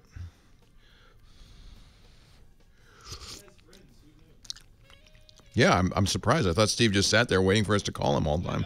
I know. He said, sorry, I'm out with friends. Hey, how was Alex Jones on NSFW? Was that was that this week? Oh, that's good, John. He's not a scheduled guest. Oh. What we do is we play videos of NSFW and then analyze what he said. Oh, I get it. Break down exploding. He's not a guest. he's a target. How about Kevin Rose? Have we asked Kevin lately? I can't. I reached out to Nick Beltman and Dirk Dave. Good. We'll find somebody. Hi, guys. Hi, Andrew. Nice to meet you. Hi, Jared. How are you? Where are you guys from? We were on the phone with you about a month ago. Yeah. Malware guys. Malware removal. Oh! What are you doing out here? We were camping in Bodega Bay. Oh, that's awesome. Yeah, we're just so you remember, kids, the guys? Come over here. Stand behind me. So we had a similar call about a month ago from a guy whose website had been hacked.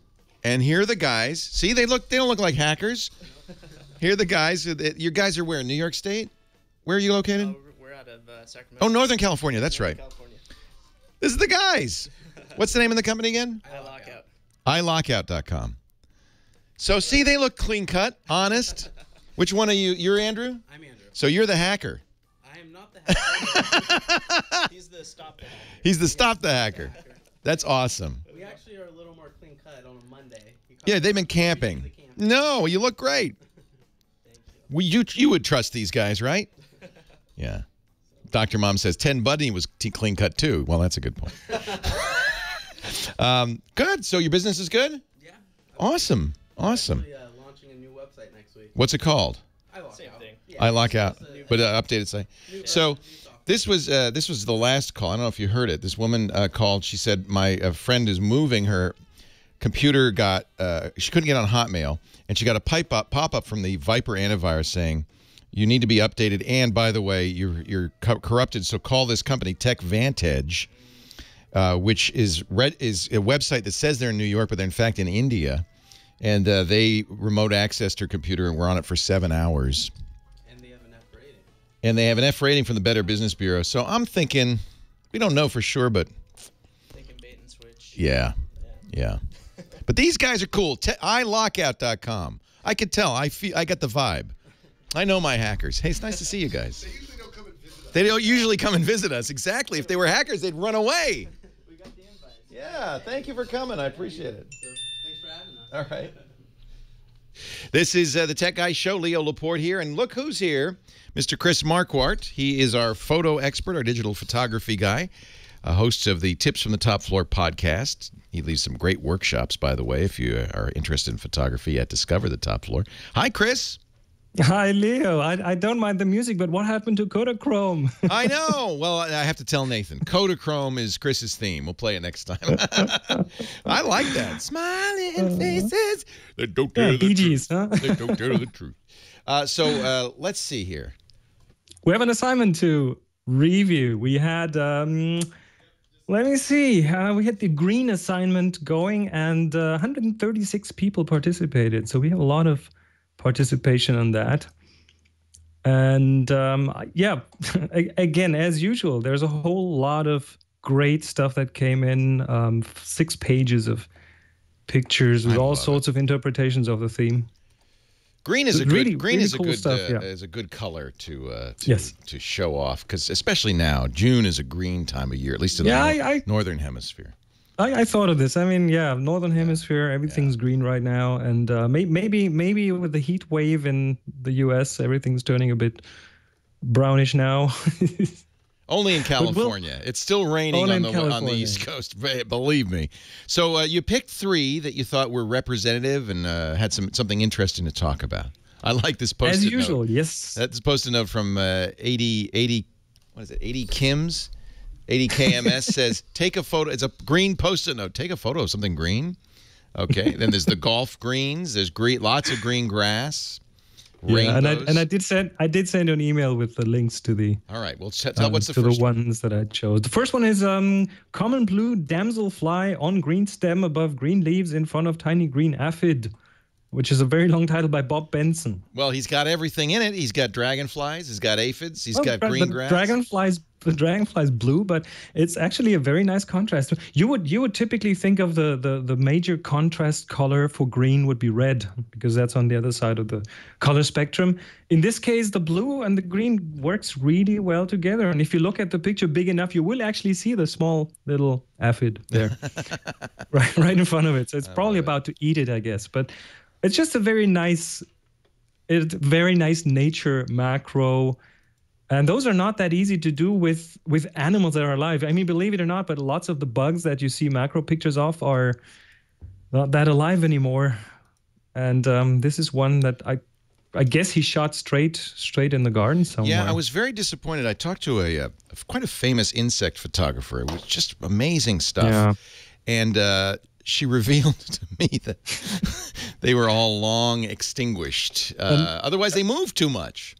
An insect, apparently an insect looks exactly the same if it's alive or if it's dead. So, but I don't want to bring it down. So let's.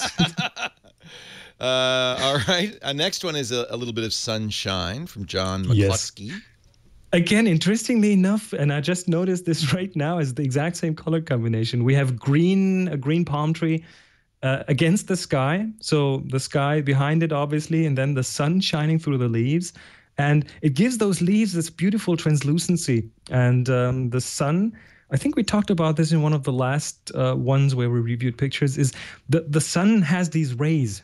You see the beams of the sun coming from the center. And the way you do this is you use a very small aperture.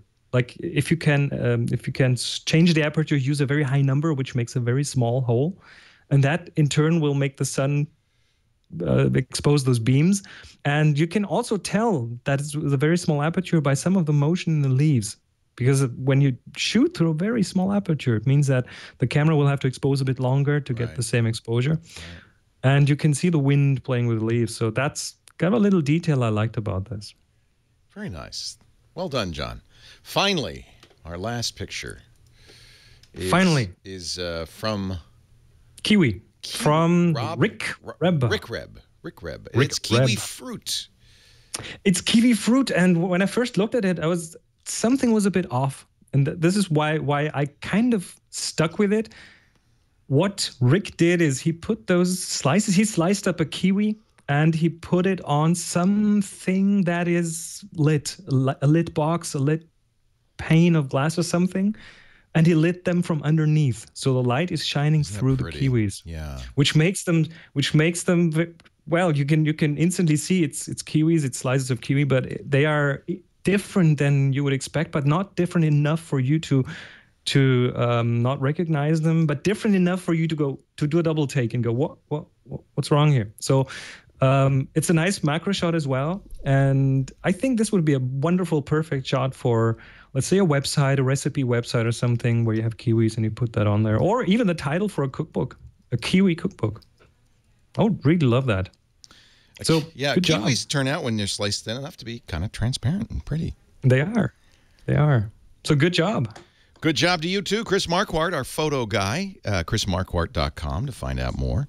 What is our next assignment? And by the way, we should say this isn't a competition. There's no prize. It's just an excuse to get you out to take more pictures. You know, Heather wanted to post an old green picture she had, and she was informed it cannot submit old pictures. They must be new.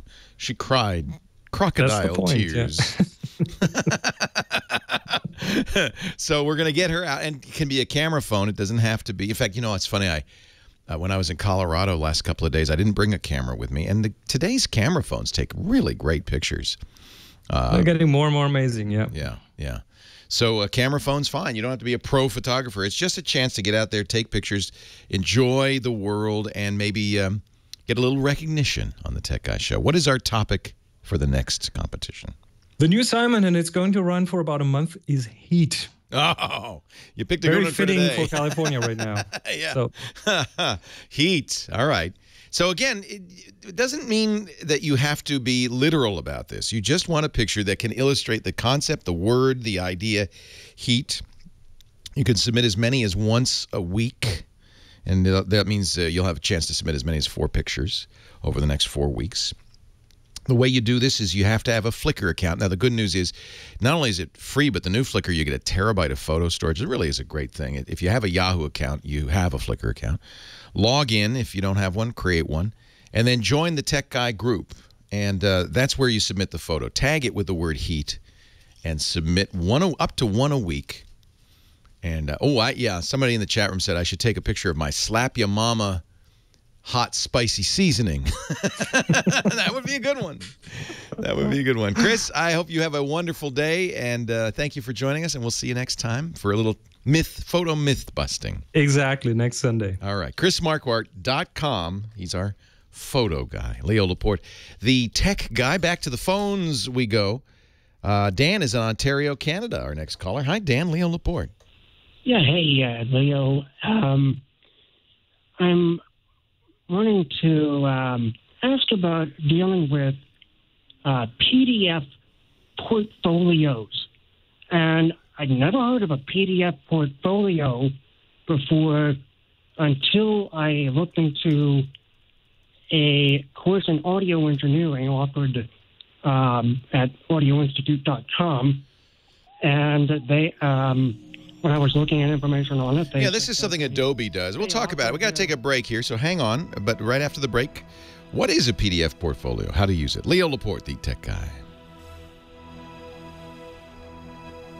Her name was Faith Salas. She's apparently a comedian, actor, commentator. Ignoramus. I don't want to be mean. It's not her fault, but it's CBS's fault for putting that kind of misinformation on the air. Passwords are not security theater, and there's no security expert in the world who says that.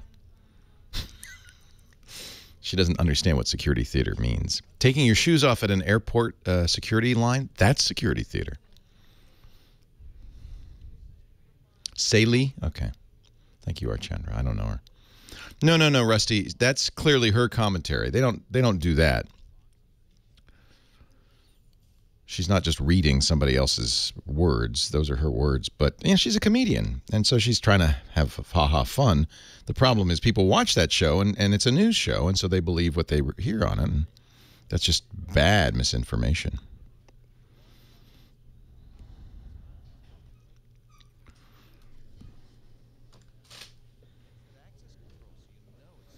Well, it was a comedy routine, but it's not billed as comedy.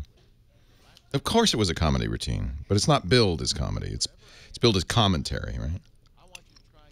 It wasn't that funny. It'd be a shame if people listened to it. I don't know what people would do, but maybe they would make their passwords, those bad passwords that she made. It was an Andy Rooney.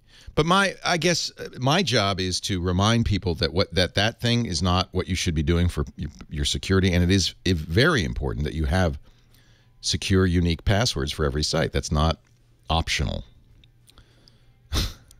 So I'm doing my job. She's doing hers. Unfortunately, she has a much larger viewing audience. Actually, maybe not. Actually, CBS This Morning, I don't know if that's a huge audience.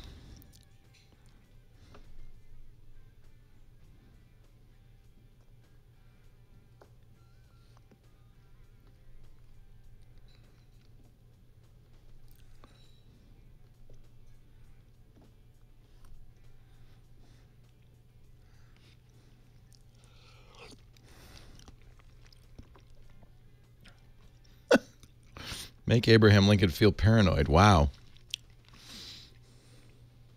The Simpsons tapped out gets weird.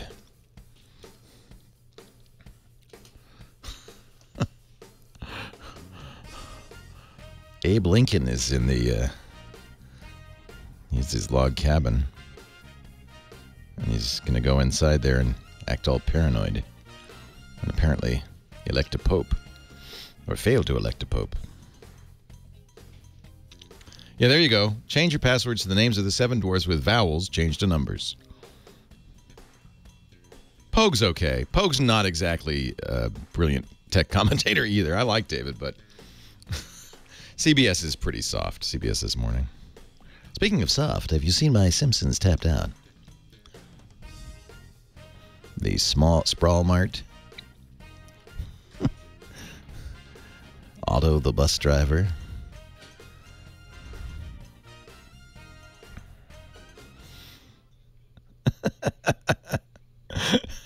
Leo Laporte, the tech guy. Nathan's doing this to me because I confessed in a weak moment to be addicted to this silly game called The Simpsons Tapped Out. It's an electronic arts game, and it's one of those, it's like Farmville, one of those kind of farming games. It's or maybe a little like a sim game where you have to, Homer has destroyed the city of Springfield, and you have to rebuild it bit by bit. And I've been playing this thing so long that I actually have a fairly elaborate metropolis, which I now have to check into every few hours to make sure everything's going okay. And I can't stop. But it's fun. It's fun. And I'm the mayor of my very own Springfield. 8888 Ask Leo, that's the phone number. The website, by the way, where we put answers to the questions and give you a chance to respond to my answers, is techguylabs.com. Techguylabs.com. You'll also find a link there to the chat room and a whole lot more. Techguylabs.com. Keep that in mind. It's the only link you have to remember. I may mention a lot of other things, but we always put it all up there on the website. So before the break, we were talking to Dan in Ontario, Canada, and he wanted to know about this new thing that he read about called PDF Portfolio. It's just multiple PDFs kind of together in a larger format. It's an Adobe thing. Now, the problem with it is it's not a standard. So, and it's not the problem from Adobe's point of view. It's exactly why they did it. So Adobe created this portable document format, or PDF, but unfortunately did not grip it tightly enough. And that means others can create PDFs. Now pretty much everybody can create and read PDFs. It's built into OS X. It's built into Windows 8. There's lots of third-party software from a variety of companies like Cute PDF and Foxit that can read and write PDFs. So Adobe kind of, gave away the keys, which is great because it makes it a universal file format. A PDF is basically a document image, usually not editable, although it can be made editable. Sometimes it can be a form that you can fill in. They have a lot of nice little features. You can encrypt it, password protect it, and so forth. But essentially, it's an image, and the reason it was created is because in the earliest days of computers, you could create a document in Microsoft Word that used fonts and formatting that the recipient didn't have. What if he didn't have Word? He couldn't even read it. So the idea is, let's create a format that everybody has access to. We'll make a free reader available, and it preserves formatting across all computing systems, all operating systems, even on an iPhone or an Android phone. And that's what they did. That's why they called it the portable document format. It's portable. It can go anywhere. Adobe created it in 1991, and they made it available, the specification available in 1993. It's an open standard as of 2008. So that means anybody can create PDFs, can read and write PDFs. So Adobe, in order to kind of preserve their business, has added extensions to it that are not necessarily compatible with the other readers. And the Portfolio may well be one of them. I don't know. It's something I don't see a lot of. And I'd be careful about using Portfolios, only because you can't be sure that other PDF readers could support it. And you don't want to require who's ever getting your Portfolio to have Adobe Reader. That's the whole thing we're trying to avoid. In other words, this is an unportable document format. So what you do in Acrobat, if you have this $200 PDF creator, is merge multiple PDFs into a portfolio, which can have a cover page and additional information in it. My suggestion is not to use this, just because you don't know, you don't want to require that anybody you're sending this portfolio to has the same software. So use standard PDFs. I mean, you don't need. In fact, I don't even use any Adobe software because I want to make sure that any PDF I create is readable and legible and looks the same everywhere. Google Docs makes PDFs, but I don't think we'll make portfolios. Reads PDFs and so forth. So it's an extension to the standard that is not open, and so as a result, I would not use it. And I don't think it adds that much functionality. It's just a bunch of PDFs in a glob, right? Adobe's looking for ways to keep that proprietary. That's all. And you don't have to support that. Nick in Pittsburgh, PA, Leo Laporte, the tech guy. Hi, Nick. Hi, Leo. How are you? I'm great. How are you? Good, good. I'm calling about, I work with a church, and what with TVs being so inexpensive today when you go to, Sam's Club or any of that. Oh, they're cheap, yeah. Oh, yeah. And they picked up some nice Vizio 50-inch TVs with the intention of putting them in a library and a conference room area. And what they want to be able to do is plug computers into them and be able to use them for presentations. And these specific TVs they bought don't have any kind of VGA input or anything like that on them. I guess with these newer model TVs, they're not putting those inputs on them anymore. No, they're all HDMI. Right. So, is there anything that you can do to, You can use a computer with HDMI out. Many do. But HDMI is a digital standard. VGA is an analog standard. So you would need to buy, I wish they had asked me before they bought all these TVs. You'd need to buy a VGA to HDMI converter. They're about $100. You can go to Monoprice and get them. The converter will take the analog signal from the computer and convert it into something the TV can see. And that's my best option, I guess, because my question was, is that still, because I know there are a lot of computers nowadays especially that have HDMI built into them. Or mini DisplayPort, which is HDMI compatible, and that's a simple converter, not adapter, not converter. So that's inexpensive. So you could have those too. Yeah, and my thought was if you've got people that are coming in and bringing a computer in with them, most of them are probably going to still be using those VGA. Right. Yeah, this is the, if you could say to people, oh, you must only bring a certain kind of computer, you'd be fine, but you're going to have a variety of people coming in. Which means, as with your presentation, projector and all of that, you need to have a variety of different dongles, connectors, and adapters to make sure that whatever people come in with, they can play it. Now, they haven't, we purchased these TVs, but they haven't been installed or anything yet. Do you think it's worthwhile to look for one that might be a little more supporting of something? No, I mean, not even put those connectors. No, the TVs generally don't do that because people typically use projectors, not TVs. If you buy a projector, a business projector, what we call sometimes a PowerPoint projector, it'll have VGA, HDMI, mini. It'll have a variety of connectors for that very reason. I wouldn't get rid of the TVs. They're good TVs. You just are going to need to go out and get, Monoprice sells a VGA to HDMI converter. I'm looking for $30. That's cheap. So you need one of those. Of course, you'll need the right cables. You probably should also have a mini display port to HDMI adapter. Anything that's digital, you'll just need an adapter. DVI, which many computers, older computers have DVI connectors. A DVI to HDMI adapter, also inexpensive. The only thing that's more expensive is the stuff that actually has to take the analog and convert it to digital. I'm amazed at Monoprice. I can't believe they've got 30 ones for $30. That's amazing. And you think those ones would be all right, much in the same way that they sell the cheap HDMI cables? Yeah. Monoprice is great.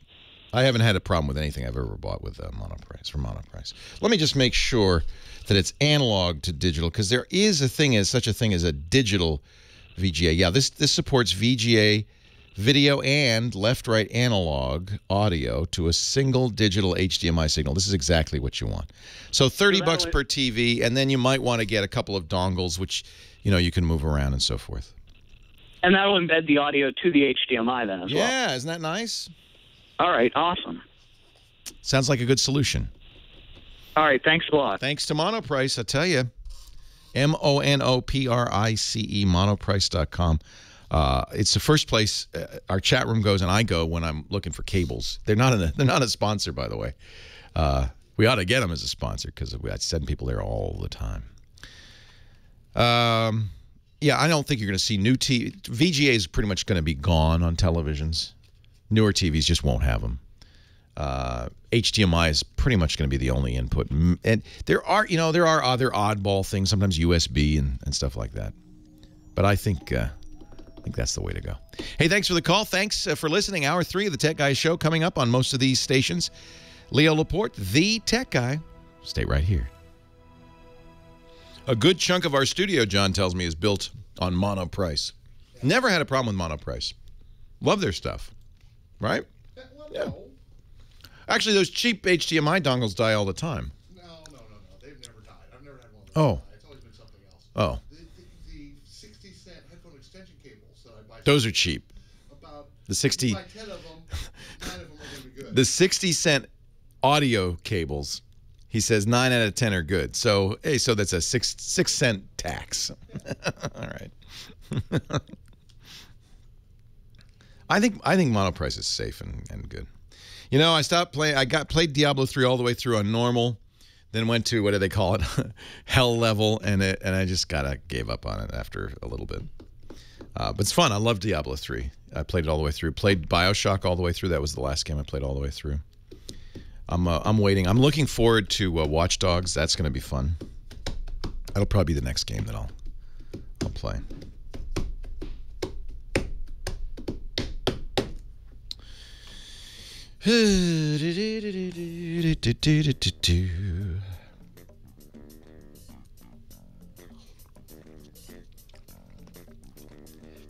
Yeah, The Last of Us looks intriguing, but I don't like zombie games that much. We'll begin at 6 minutes past the hour.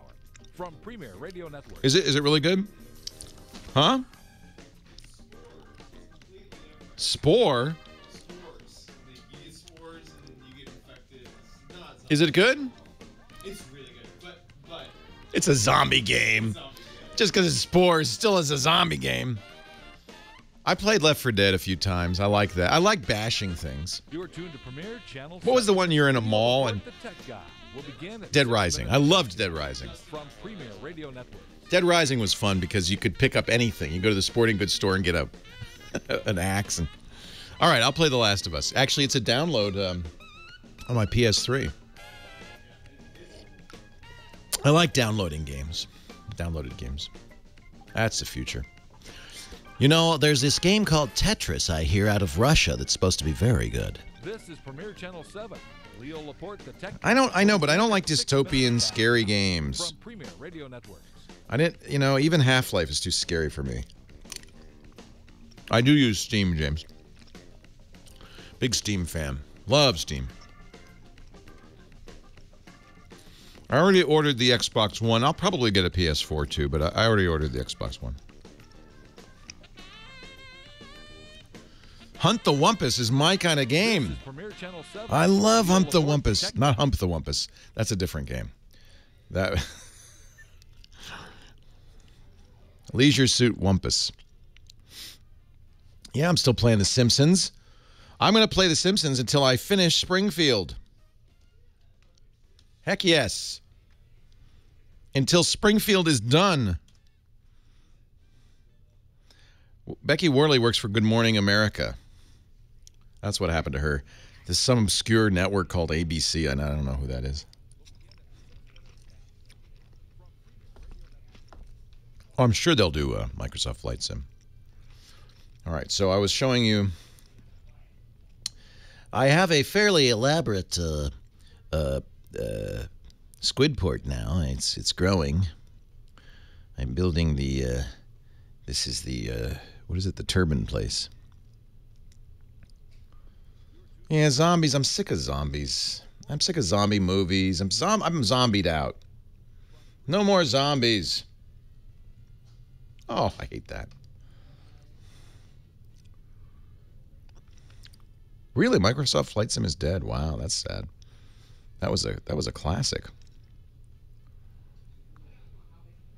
How much have I spent? I don't even know, and I don't want to know. I'm blanking that out. Far, far too much. Tapped Out is scary because it costs so damn much money. I don't know, Web 2494. I don't know. Oh, sorry. I was all in caps. My caps lock got stuck. I'm going to have them do a 4-hour task, I think. 4 hours.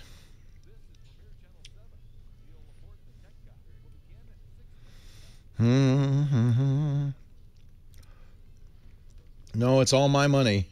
In fact, Lisa plays this game with my money too, so not only have I spent a lot, Lisa's pretty good about not spending too much. But she's bought a few donuts. Not as many as I. I want to have everything. I want to have it all. But I got rid of all the Treehouse of Horror stuff. See, I don't like scary. I don't want to be scared. I'm not going to play any Smurf games. I don't like the Smurfs. Now, by the way, here's a little tapped out hint. Santa Homer makes a whole lot more money than regular Homer. Look at for 4 hours, gets stuck in the chimney, $280 and 70 experience points. That's for a 4-hour task. With regular Homer is $175 and 45 experience points. So I know it's June, but I'm going to go with Santa Homer. Plus, it's funny to see him get stuck in the chimney. Here's Barney. Let him sober up for a 4-hour period. My prison is Alcatraz. See, I've put it in the middle of an island. Oh, and I spelled out twit. Look at that. T-W-I-T.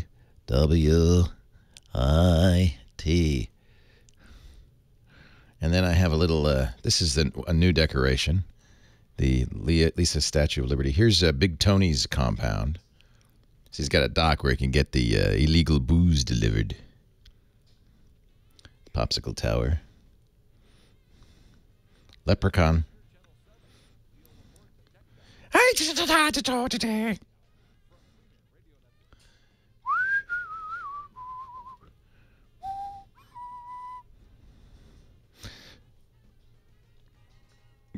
Twit is a legal word, is it not? Lisa told me she used it. See, I've got fireworks in front of all of the Quickie Marts. Let's do this real quick. Axe, cleaver, bomb. Nothing. But you can set off the fireworks. That's a fire hazard. There's our Buddhist temple. Let's have Lisa do something. She can train at Lugash's gym for 4 hours.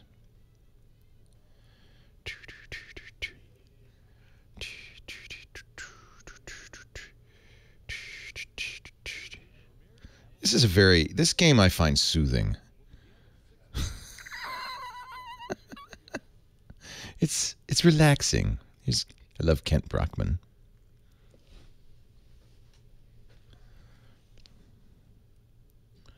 He's very relaxed.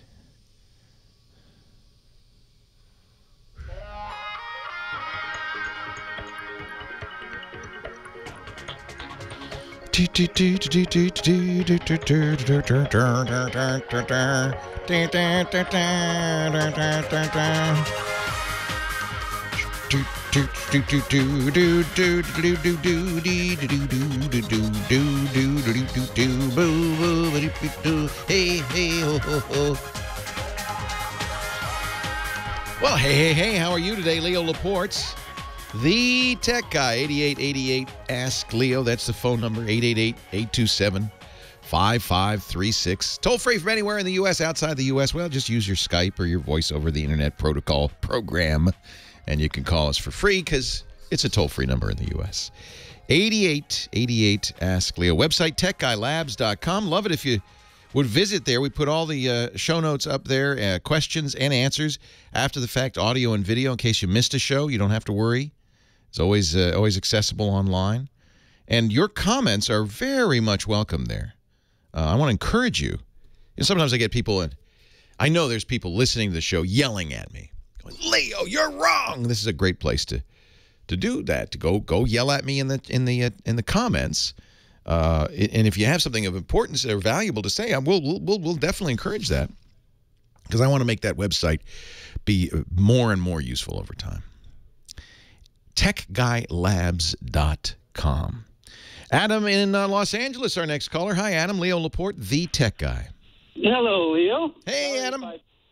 Sorry if I sound a little out of breath. I was just outside walking the dog, and it is hot out there. What is it in L.A.? You know, up here we're about almost 100 degrees. What is it in L.A. right now? Yeah, it's not that bad, but it's, I think it's upper 80s, so yeah. It's nasty. Yeah, and then there's major storms on the East Coast, I tell you. Wild weather. What can I do for you? Well, I have a high school graduate, my son, and he's going to college. Me too! Yeah. That's great. And very excited. Isn't it? It's so exciting. He is an Apple fanatic. He's an iPhone app developer. Wow. He edits Final Cut Pro. That's what he does. Wow. Where's he going? Where's he going to go to school? He's going to Carnegie Mellon. Couldn't be a better place for him to go. CMU is a great computer school. That's awesome. That it is. You must be very proud of him. That's wonderful. I'm extremely proud of him. I'm so excited for him. Good. And he's never been in the snow, so this will be another experience for him. Yeah, my son grew up in California. He's going to Boulder, Colorado, where I think it starts snowing in October. This will be interesting. We have to buy all the clothes for him. We got to get him a winter coat. He's never had a winter coat. So he has an old MacBook Pro, which is falling apart. He has an external keyboard on it because the keyboard doesn't work anymore. The disk drive is broken. Time to get him a nice new computer. I think that's good. A good graduation gift for him. That's right. Yeah. And so he was he was just waiting to get a new one this summer, because of course the new MacBook Pro will come out. And he's right too. And I would hold on, because and by the way, I'm doing the same thing for my son. His MacBook Air is a few years old. He says it's slow, and I thought, well, I should get him a MacBook Pro, probably a 13-inch Retina. That's a nice computer. Now, I would contact CMU because they will have student discounts that'll save you at least 10%. Plus, I noted this at Boulder, and I suspect it's true in many other institutions. If you buy it from the school bookstore, they have support contracts that are perhaps a little more generous than the Apple support contracts because it's going to be supported at the school by students. It's good. Yeah. So I would contact CMU, contact the office of the bursar, and just ask them. Probably the campus bookstore sells them. Your question, though, I know what your question is. The same question I'm asking. When? Yeah, because he leaves the middle of August. Yeah. And we really want to set my son does too. I would wait till August 1st. It's possible Apple will wait till September. I don't think it's likely. The chipset that they would base this on is out. They already put it in the MacBook Air. So just wait till the last possible minute, and if they still haven't come out with it, then maybe get them a Haswell-based Air that with 12 hours of battery life on the 13-inch. That's pretty impressive. It's awfully powerful. All it lacks is the Retina display, and if you want to be a really generous dad, get him the 13-inch MacBook Air, great for taking a class and so forth, very lightweight. And for when he sits down at the desk, a 27-inch Apple display, you plug that in, and now it's very high-quality screen and perfect for programming and so forth. Now, is a MacBook Air, is that powerful enough and have enough storage for everything that he's been using it for? Yeah. Well, here's the thing. You can upgrade it to an i7. It's not as fast as the Pro will be, but the Pro's not out yet. So you can upgrade it to the i7. It comes stock with a 256 gigabyte solid-state drive. That is the fastest solid-state drive I've ever used. That's important.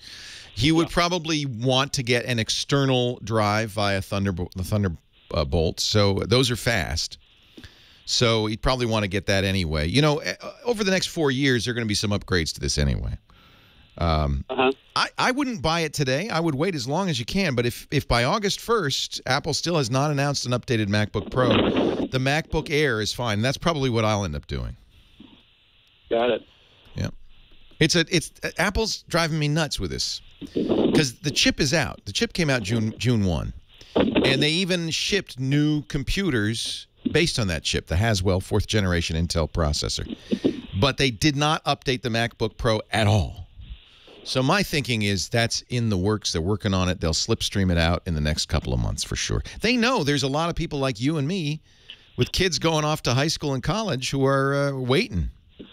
Exactly. That's why I was so surprised that they hadn't come out with it yet. I know. This is the time we're dealing with it. I know. I don't know. But they, Apple's very aware of this. You may know they always have summer promotions for students. Usually they give you buy a Mac, you get a free iPod, something like it's the kind of thing a kid would like. And so they know very well that this is when kids are buying the computers for the fall semester. So I think by August we'll hear something. I really think. I'll keep my fingers crossed. Yeah, congratulations. That's what he wants. Yeah. Oh, you must. That's just so great. CMU is a wonderful place. It's far away. I know that's hard, but you get to go visit beautiful Pittsburgh. Yeah, I hear it is good. It is. It is. It's a completely revitalized city. It's beautiful. He's going to love it. He must have visited before he chose it. Yeah. Yes, he did. Yeah. Well, that's a great school for anybody who's interested in engineering or computer science. He's going to have a great time. Good to talk to you. Stay in touch, Adam. Let me know how it goes. Okay. Thank you so much. All right. It's exciting. I was surprised. Of course, I immediately attended at the orientation this past couple of days. I attended the talk from the computer folks. What computer to get for your kid and stuff. And University of Colorado at Boulder is agnostic as to platform, Windows or Mac. They have a big business school, and I imagine the business students are more Windows-focused. But the director of IT said, it's 90% Macs. The students can choose either. We don't care. He said, do not bring a printer, and I would guess this is true at most schools. Do not bring a printer because we have printing on the network, and they can print to anywhere. In fact, they give them a printer credit. He said, but what you'll be surprised, they give them, I think, 90 pages per semester to print. But he said, you'll be surprised that that sounds like not much. They don't print much because the professors accept papers via email. This school, and I imagine a lot of schools now, uses Google's Gmail. They set them up with a Google Apps account. They have a colorado.edu address, but it's through Gmail. Professors expect all the communications to go via email. papers to come in via email. It's really changed from when I was a kid and I brought my antique Royal typewriter and typed out. I have a letter I wrote home. My mom brought it out to me last year that I wrote home as a junior on a typewriter. It's got a little white out and little mistakes. And wow, banged out quite a few papers on a typewriter. If I showed that to my son, I think he wouldn't know what it was. What's that, Dad? Well, in the old days before computers, we had to type on these things and make our pages. Yeah, so do contact the school because they will have policies and so forth. I was surprised that they require all incoming students, Windows or Mac. Actually, I guess I'm not surprised these days to have an antivirus, and they would install it. If you don't bring it, they're going to install it. Leo Laporte, the tech guy.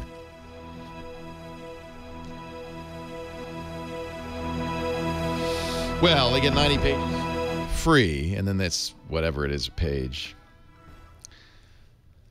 10 cents a page or something. But I wouldn't be surprised if they didn't do a lot of printing. I think they wanted to, it's a very eco, it's all about sustainability and eco and all this stuff. And I think that probably they're trying to discourage kids from printing is the reason for that.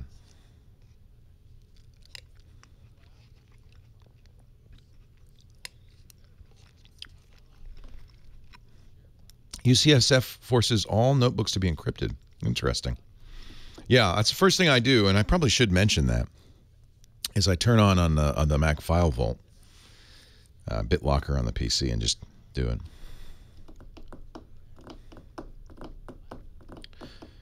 I don't know. We'll see. I bet you he doesn't print out that much. He prints very little. It's certainly printed less than 90 pages a semester at home. Prints very little. You turn in pages online, papers online, everything's online. They use Google Docs, Google Calendar for all the calendaring. You can subscribe to the calendars in Google Calendar and have them on your desktop. I mean, it's really interesting. I was fascinated.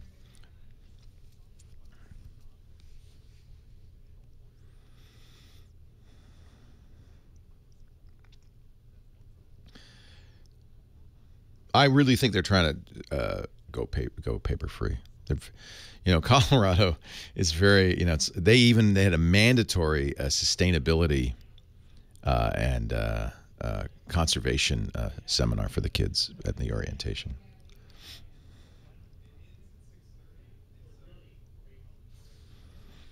Yeah, see, Tokyo Jim, that seems a big waste. I think if you emailed it to everybody and they could read it on the screen, everybody would be happier, right?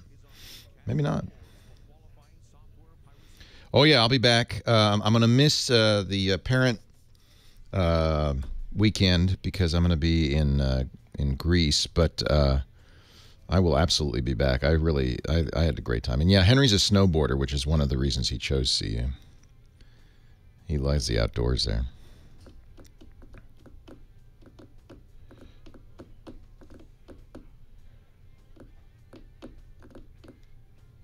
Your Squidport statue guy is in your town? Oh man, I'm jealous. That's an interesting bug. Mine stays right on the pier. It doesn't leave the boardwalk.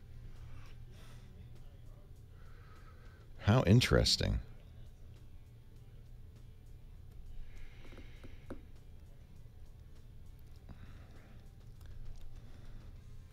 Well, you sound like an old fart.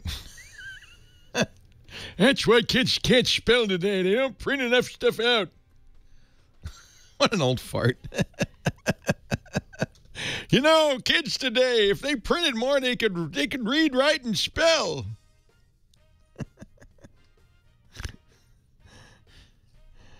It's funny. I always think I must be an old fart, but then, fortunately...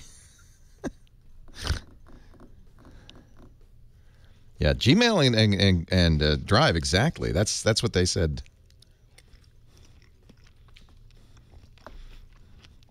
Well, it's Pac-12 now. They got out of the, what was it, Big Ten or whatever they were in. Apparently haven't had a great season. You're an old fartress. That's right. Fartess. Leo Laporte, the tech guy. That song was from an era when they still used typewriters. The world has changed so much. It's so fascinating to see how quickly it changes. And my son, doesn't know what a record store is, doesn't know what a card catalog in a library is for, would look at a typewriter with a blank look. Things have changed a lot. 8888 Ask Leo. 888-827-5536. Toll free from anywhere in the U.S. Nancy's next in Bell, California. Hi, Nancy. Leo Laporte, the tech guy. Hi, Leo. You're dealing with an old fart lady, I'm afraid. That's all right. We're all in it together. I've been taking beginner computer for several years. Great. And I'm still not very far along. And I don't keep and I use Yahoo because that's what I learned on. That's started fine. on. Yep. Well, I'm still in Yahoo Mail Classic. They keep trying to take me out. They want to move you. Yeah. And I keep everything in all my letters, all my 25,000 plus letters in Yahoo and not in that hard drive thingy. And so what I want...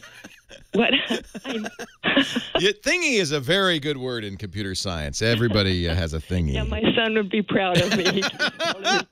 Use the right words, Mom, so they'll know what you're talking about. I know what you mean. Yeah, your thingy, your hard drive thingy. Yeah. That big tower thingy. Yeah, over that there. thingy there. That yeah. Thingy, right. Anyway, I want to know if Carbonite would help me or would I need to be bothered because everything I have is in Yahoo. So, no, Carbonite, you wouldn't back up any Yahoo Mail because it's already backed up at Yahoo. That's what I wondered. Yeah. Now, the only issue would be if you lost access to your Yahoo account. That's what scares me. Yeah. So here's what I would do. You're using Windows? Yes. Okay. Windows 7. Windows 7. If you go to... I can remember that. Yeah. Now, come on. Stop being so self-deprecating, Nancy. You're I was obviously... born in 32. Give me a chance. Oh, so was my mom. Well, a year later. Okay. My mom's Hello, Mom. and I set her up with a lot of things, because I wanted to keep her in the modern world. One thing I would do for you is write down this address: get dot live live okay .com. Okay. This is Microsoft's live stuff. This free software, and one of the things they offer is the Live Mail. It's a mail client for your desktop. Oh. You download and install that, and now you can hook it up to Yahoo Mail. Now, there is a caveat. I believe you need to have Yahoo Mail Pro. Oh. That's $20 a year. It's not expensive. And I think there's an advantage to that. You get rid of the ads and so forth. And it's gonna, if you do this, then you can set up Yahoo on this email account. On this email package, and you can continue to get Yahoo on the web, but you'll have a copy of everything on your hard drive as well. Oh. So that should something happen to your Yahoo account, you still have a copy of everything. That's the main thing I'm worried about. Yeah. I mean, there's nothing really intricate, or it's just things that I've done over the mail since 2004. Oh, you don't want to lose that.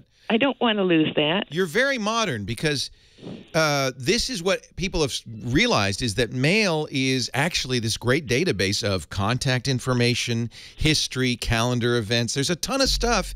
You don't want to throw that out, do you? If I can remember one word out of a letter or something, I put it up there. Exactly. and I search and it brings it up. Precisely. I can find it. So here's another way you could do this that wouldn't involve having to put anything on your computer. You could sign up for a free Gmail, a Google Mail account.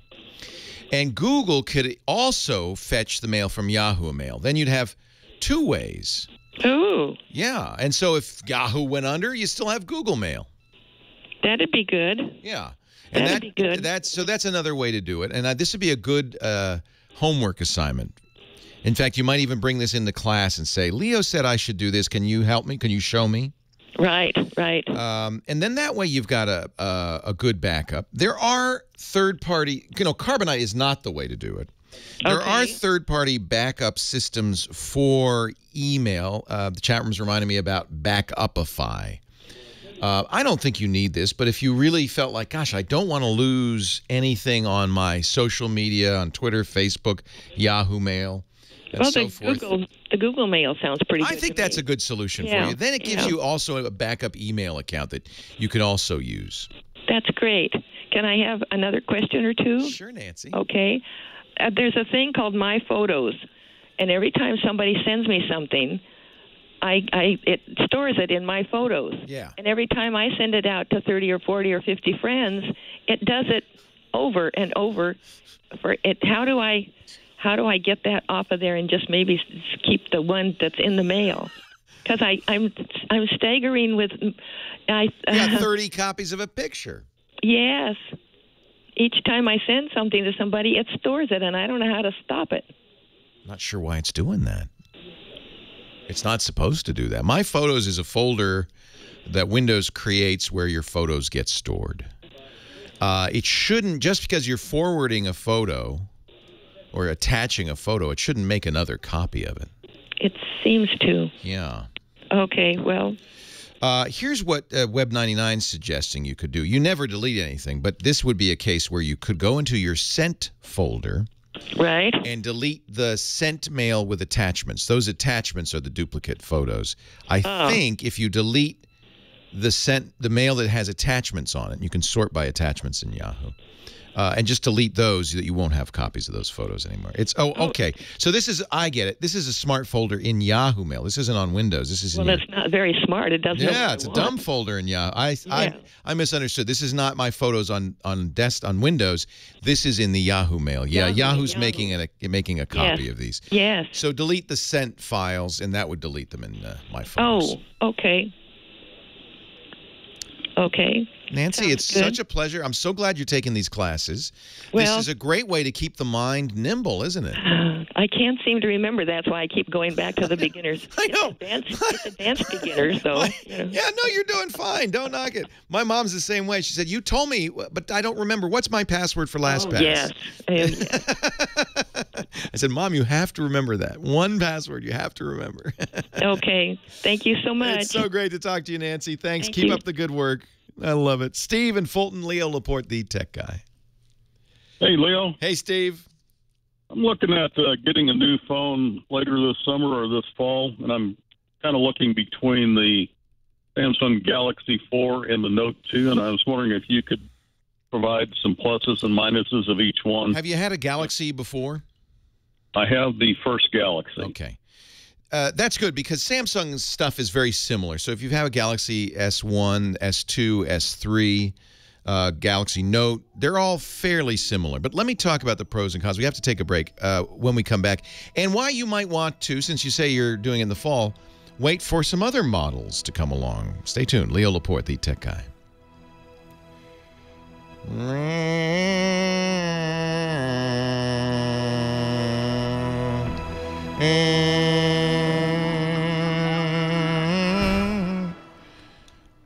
So now I have to send everybody to fireworks, buy fireworks.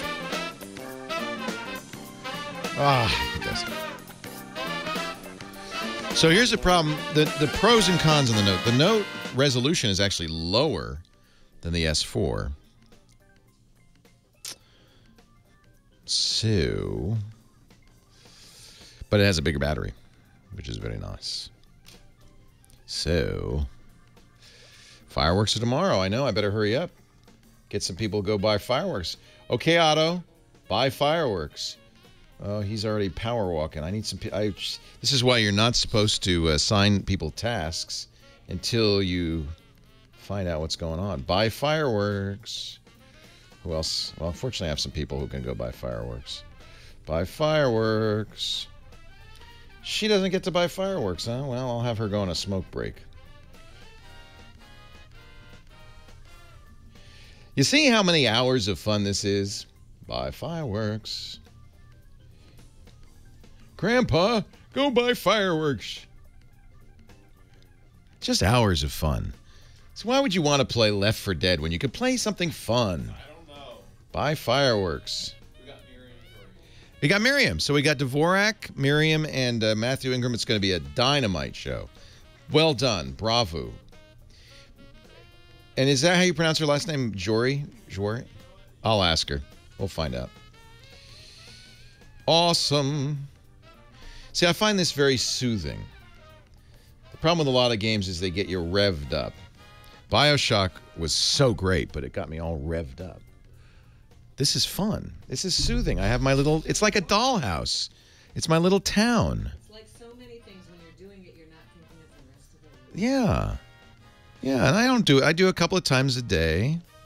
I collect my money, my rents. Ivan. And plus, it's the Simpson characters who are hysterical. I mean, they all say funny things, and I should turn the audio on. You can hear it.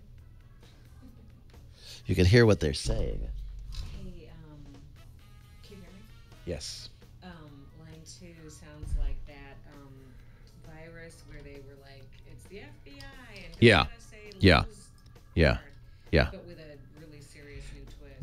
No, I know this, and I will be glad. I'd love to talk to him, so I'll do him after I finish with Steve. Yeah.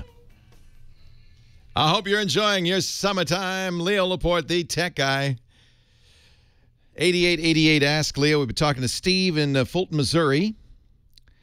So he's going to buy a new phone. Now, there will be new phones coming out. We're not done yet. In fact, you say you're interested in the Galaxy Note 2. The Note 3 probably will be out by September.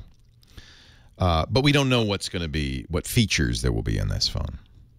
I was interested in what might be in the Note 3 also. So yeah, the reason so here's the pros and cons. The Note 2 is fairly low resolution. It's 1200 by 800 screen, but it's big. It's 5.5 inches. I gave my mom a Note 2. She loves it. It has big battery life. So because it's so big, it has lots of room for a battery. I think it's 3,100 milliamp hours. It goes all day easily. The Galaxy S4 is more powerful and a higher resolution screen in a smaller package. It's only 5 inches, but it's 1920 by 1080, so it's very high resolution. I'm a big fan of the Galaxy S4. So it's hard for me to tell you which you should get. I loved the Note 2, and I was very happy using that bigger screen for a long time. People mocked me sometimes for my giant phone, but I just laughed them off. Would you use the pen? Yes. Then that's a very strong argument for getting the Note. That's why my mom likes the Note 2. She's an artist, and she sketches on it. Neat. Yeah. It's pressure sensitive. It's a nice pen, the S Pen. So I think the S2 is great. You might just follow the rumor sites and see what they say about the S3. If you can wait a month, you might get some more news. The fact that they haven't announced it yet means it's probably a few months off at least. So it's just talking like September, or yeah, I'm thinking the fall. Takes them a little while. They announce it and then it comes out. So I'm thinking the fall. Who's your carrier? Well, right now I'm getting extremely frustrated with the major one that starts with an A, and I'm looking at going down to about the number 6, which is like U.S. Cellular. Yeah, I mean, it really, they're all terrible. I'll start with that. And it really depends on what works best where you are. So if U.S. Cellular works well in Fulton, then I would say U.S. Cellular is fine. You just want to go with who's the best. But in terms of customer service and support, AT&T is no worse than anybody else. They're all terrible, in my experience. Well, I've not found anybody who was great. U.S. Cellular is fine. One of my biggest uses for the phone is using it as a Wi-Fi, or pardon me, it's a hotspot for my laptop. Great. I do not have a landline. Right. Where So I live. you need the best 3G service, and that's how I would pick your carrier. Okay. Who's got the fastest, most reliable, high-speed data network in Fulton? That's the most important thing. It might be T-Mobile. I use T-Mobile here in our small town of Petaluma because no one else is using it. So I have full access to all their data, and it's very fast here. I'm happy. Works great. The minute I get out of town, I'm sorry I brought my phone with me, but, here it's great. Yeah, my phone somehow loses AT&T signal about 3 or 4 times a night, which is frustrating. Yeah, and that may not be their fault. It may well be that you're just a little too far away from the cell site, and it's just hard to keep it signal. You can't necessarily blame them. I mean, you can blame them for bad customer support, but bad service is not, they're doing the best they can. Yeah, so ask your neighbors, ask around. Most cell companies will let you buy a phone and try it because they understand you want to take it home and see what kind of signal you get. So usually you have 2 weeks to try it, and then you can return it at no cost to you. I would do that. I would try that. And I think the Galaxy Note 2 is a fabulous phone. It's just a little bit long in the tooth at this point. It's due for an update, and who knows what to do with the S3. What I'd like to, or the Note 3. What I'd like to see them do is update the screen resolution. I'd love keep it 5.5 inches. That's a sweet size.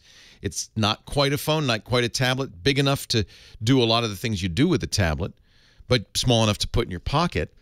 But at its low 1200 by 800 resolution is too low. If you made it as high a resolution, as high a quality screen as on the S4, 1920 by 1080, sold. I'd love it. And I suspect that's what they'll do. By the way, the 13 megapixel camera they've put in the Galaxy S4 is excellent. Probably the best camera out there right now. I really like it. 8888 Ask Leo. Moving on, we've got John is a little bit worried. He's in South Pasadena. Hi, John. Leo Laporte, the tech guy. Leo, how are you today? Thanks for taking the call. I'm glad to talk to you. I hear you got a little problem. Yeah, I was on the computer the other day, and all of a sudden, this horrific-looking screen comes on.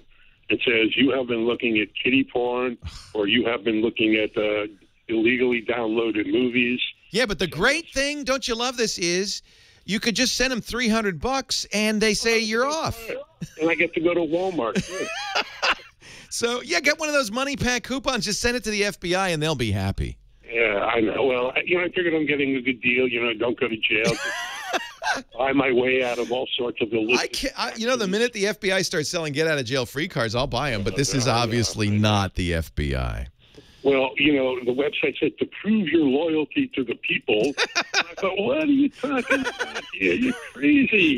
And it said load it with cash. Yeah. You know what's funny is that these hackers do this all over the world, and in different countries, it's different law enforcement agencies. Right.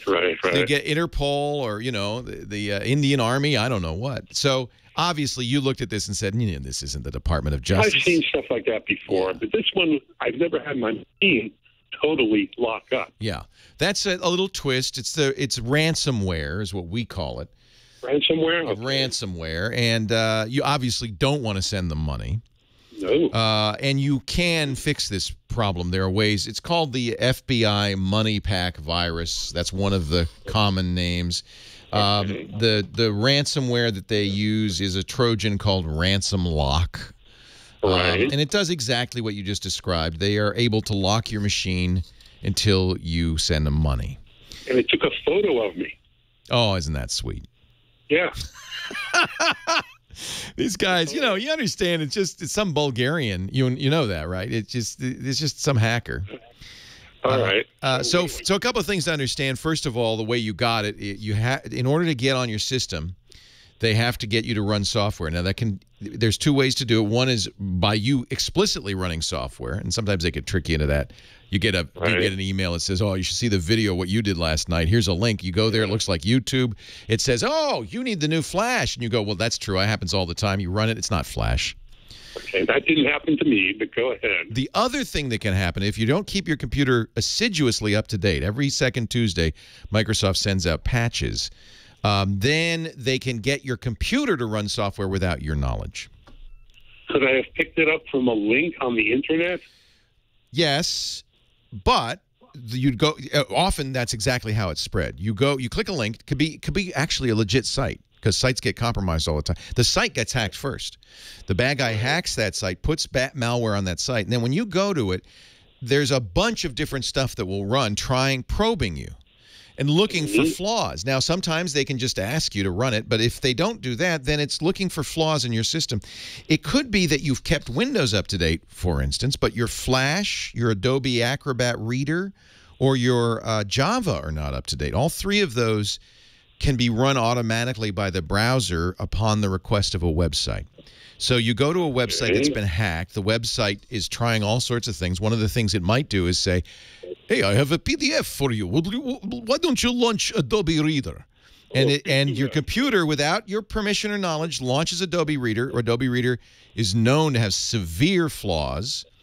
This carefully crafted PDF goes, okay, baby, I'm in, and runs on your system, and now it's locked up. Yeah. So that's the mechanism. That's why you've got to keep Adobe Reader, Java, Flash, always up to date.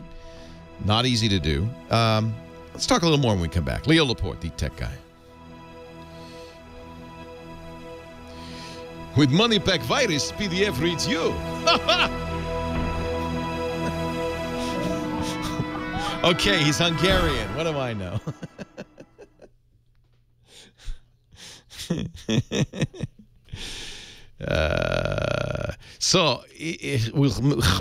What do you remove MoneyPack with? Bleeping computer. Good place. Let's put that link in show notes.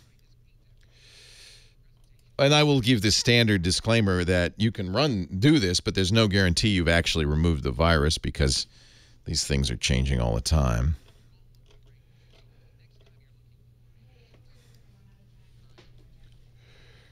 They probably recommend Malwarebytes, right?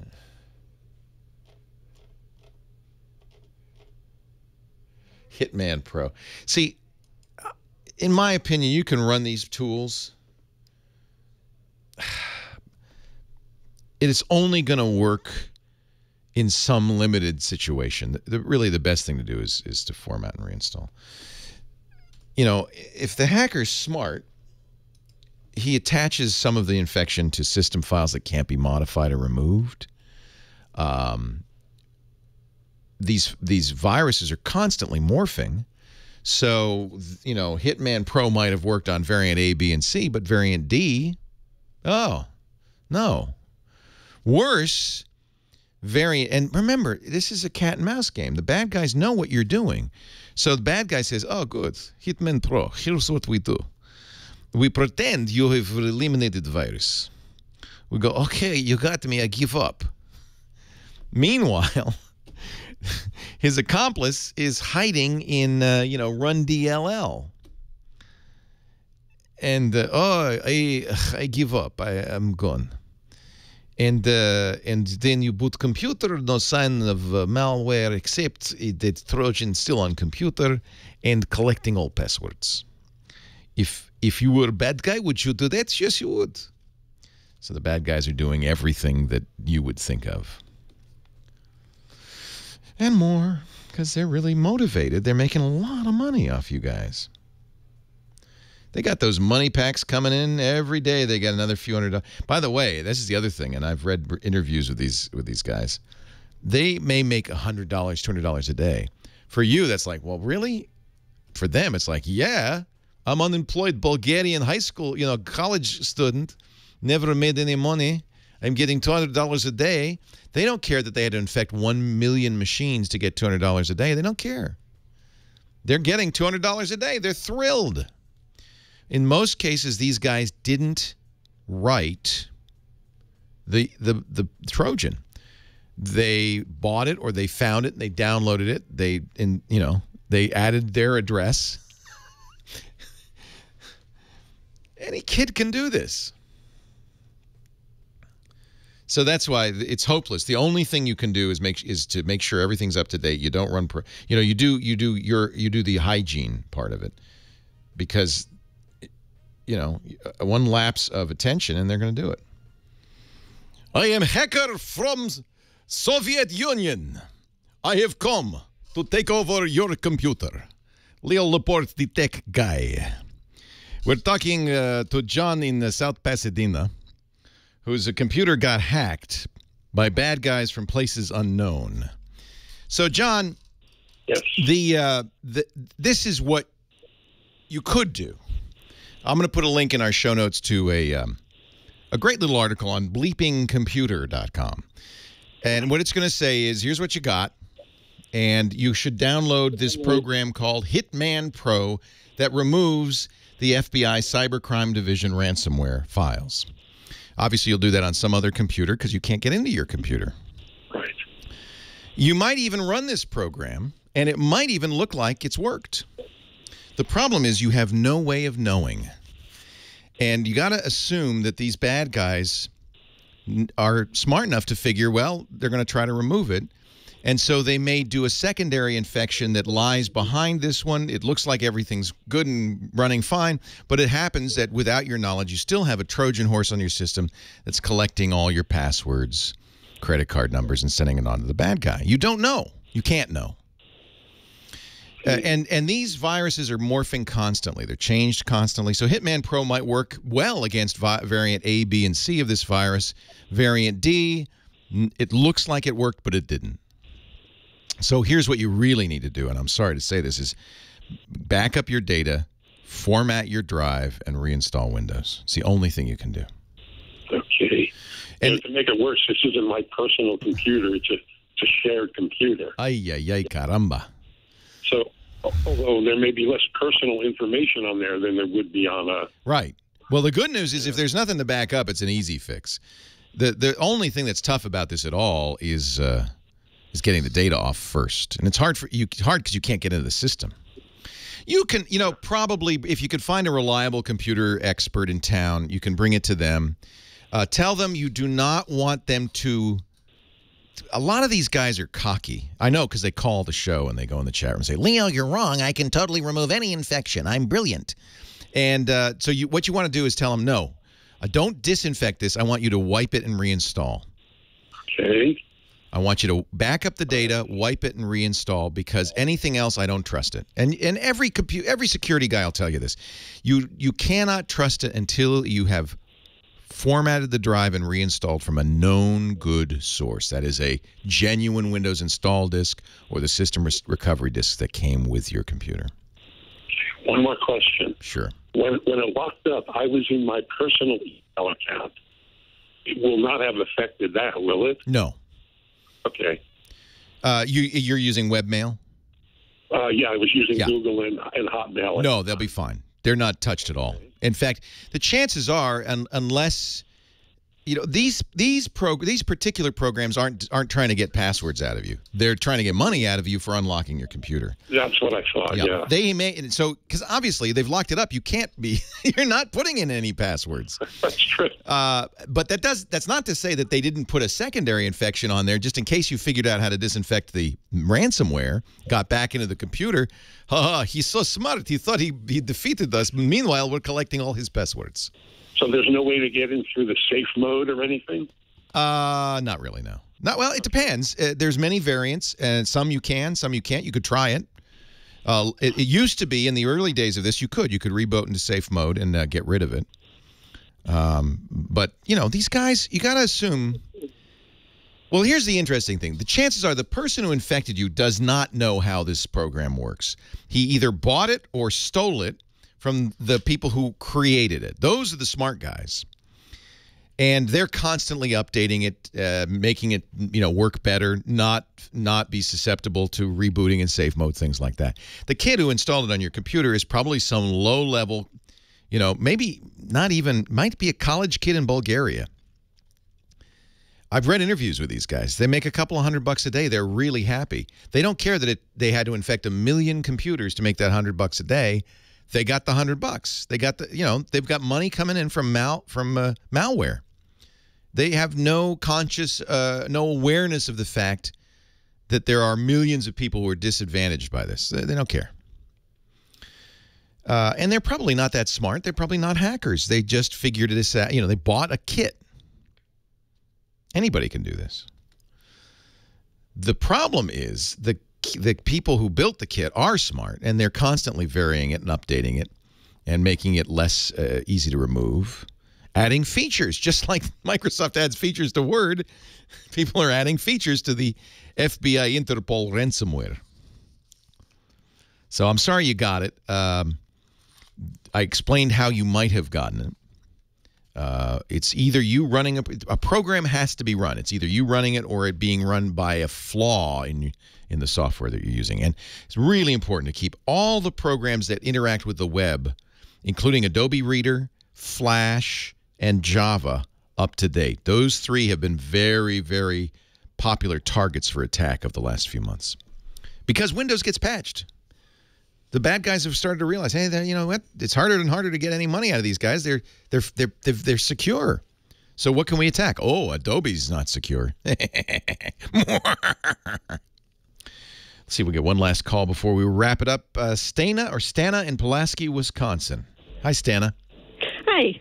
It's actually Stana. Sounds like Donna. Love it. Beautiful. Hi, Stana.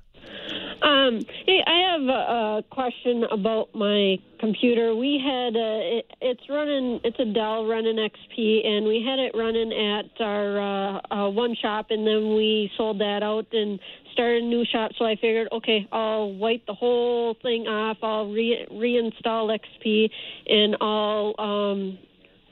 I did what you mentioned was do 2 partitions. One for data, one for apps and Windows. That's a good idea. Exactly. Yeah. And so I reinstalled all the drivers that were required from Dell, and I was having issues. Every once in a while, it would just shut down on me, and I'd reboot it back up. I was fine, and then I decided, well, I'll just install all the drivers that Dell recommends, and it was okay for a while, and then all of a sudden it's not working again, and it won't start up. It beeps at me like 6 times. It won't work. Yeah. So I read somewhere That's a hardware problem, not a software problem. Oh, okay. What they do at the boot process, they do something called power on self-test or post. If there's something wrong, so wrong that it can't go on, it'll beep at you. Okay. Because it can't even show a screen, so it just beeps at you. The number of beeps is called a post code and can tell you more about what's wrong. You can Google that model of computer and the words post code, and it'll tell you what 6 beeps means. I think I came across something that it told me it was the keyboard, so I swapped out the keyboard, and it was working again just fine. But now I unplugged everything except the monitor, and I tried turning it back on, and it still beeps at me again. Yeah, it's probably something more serious. It's a pretty old computer, isn't it? Yeah, unfortunately. Might be time to get a new one. That's what I was afraid It's on of. its last legs. This is a computer saying, I can't go on. Yeah, I have a couple of those. Yeah, that happens. And you know what? You'll get a much more secure, much faster computer for a lot less than you paid for that XP machine. You can try to figure it out. I would bring it to a shop, but it sounds like it's something serious enough that you'd need a new one. Leo Laporte, the Tech Guy. Well, that's it for the Tech Guy show for today. I'm Leo Laporte. Thank you so much for joining us. Don't forget, the Tech Guy is just the tip of the iceberg.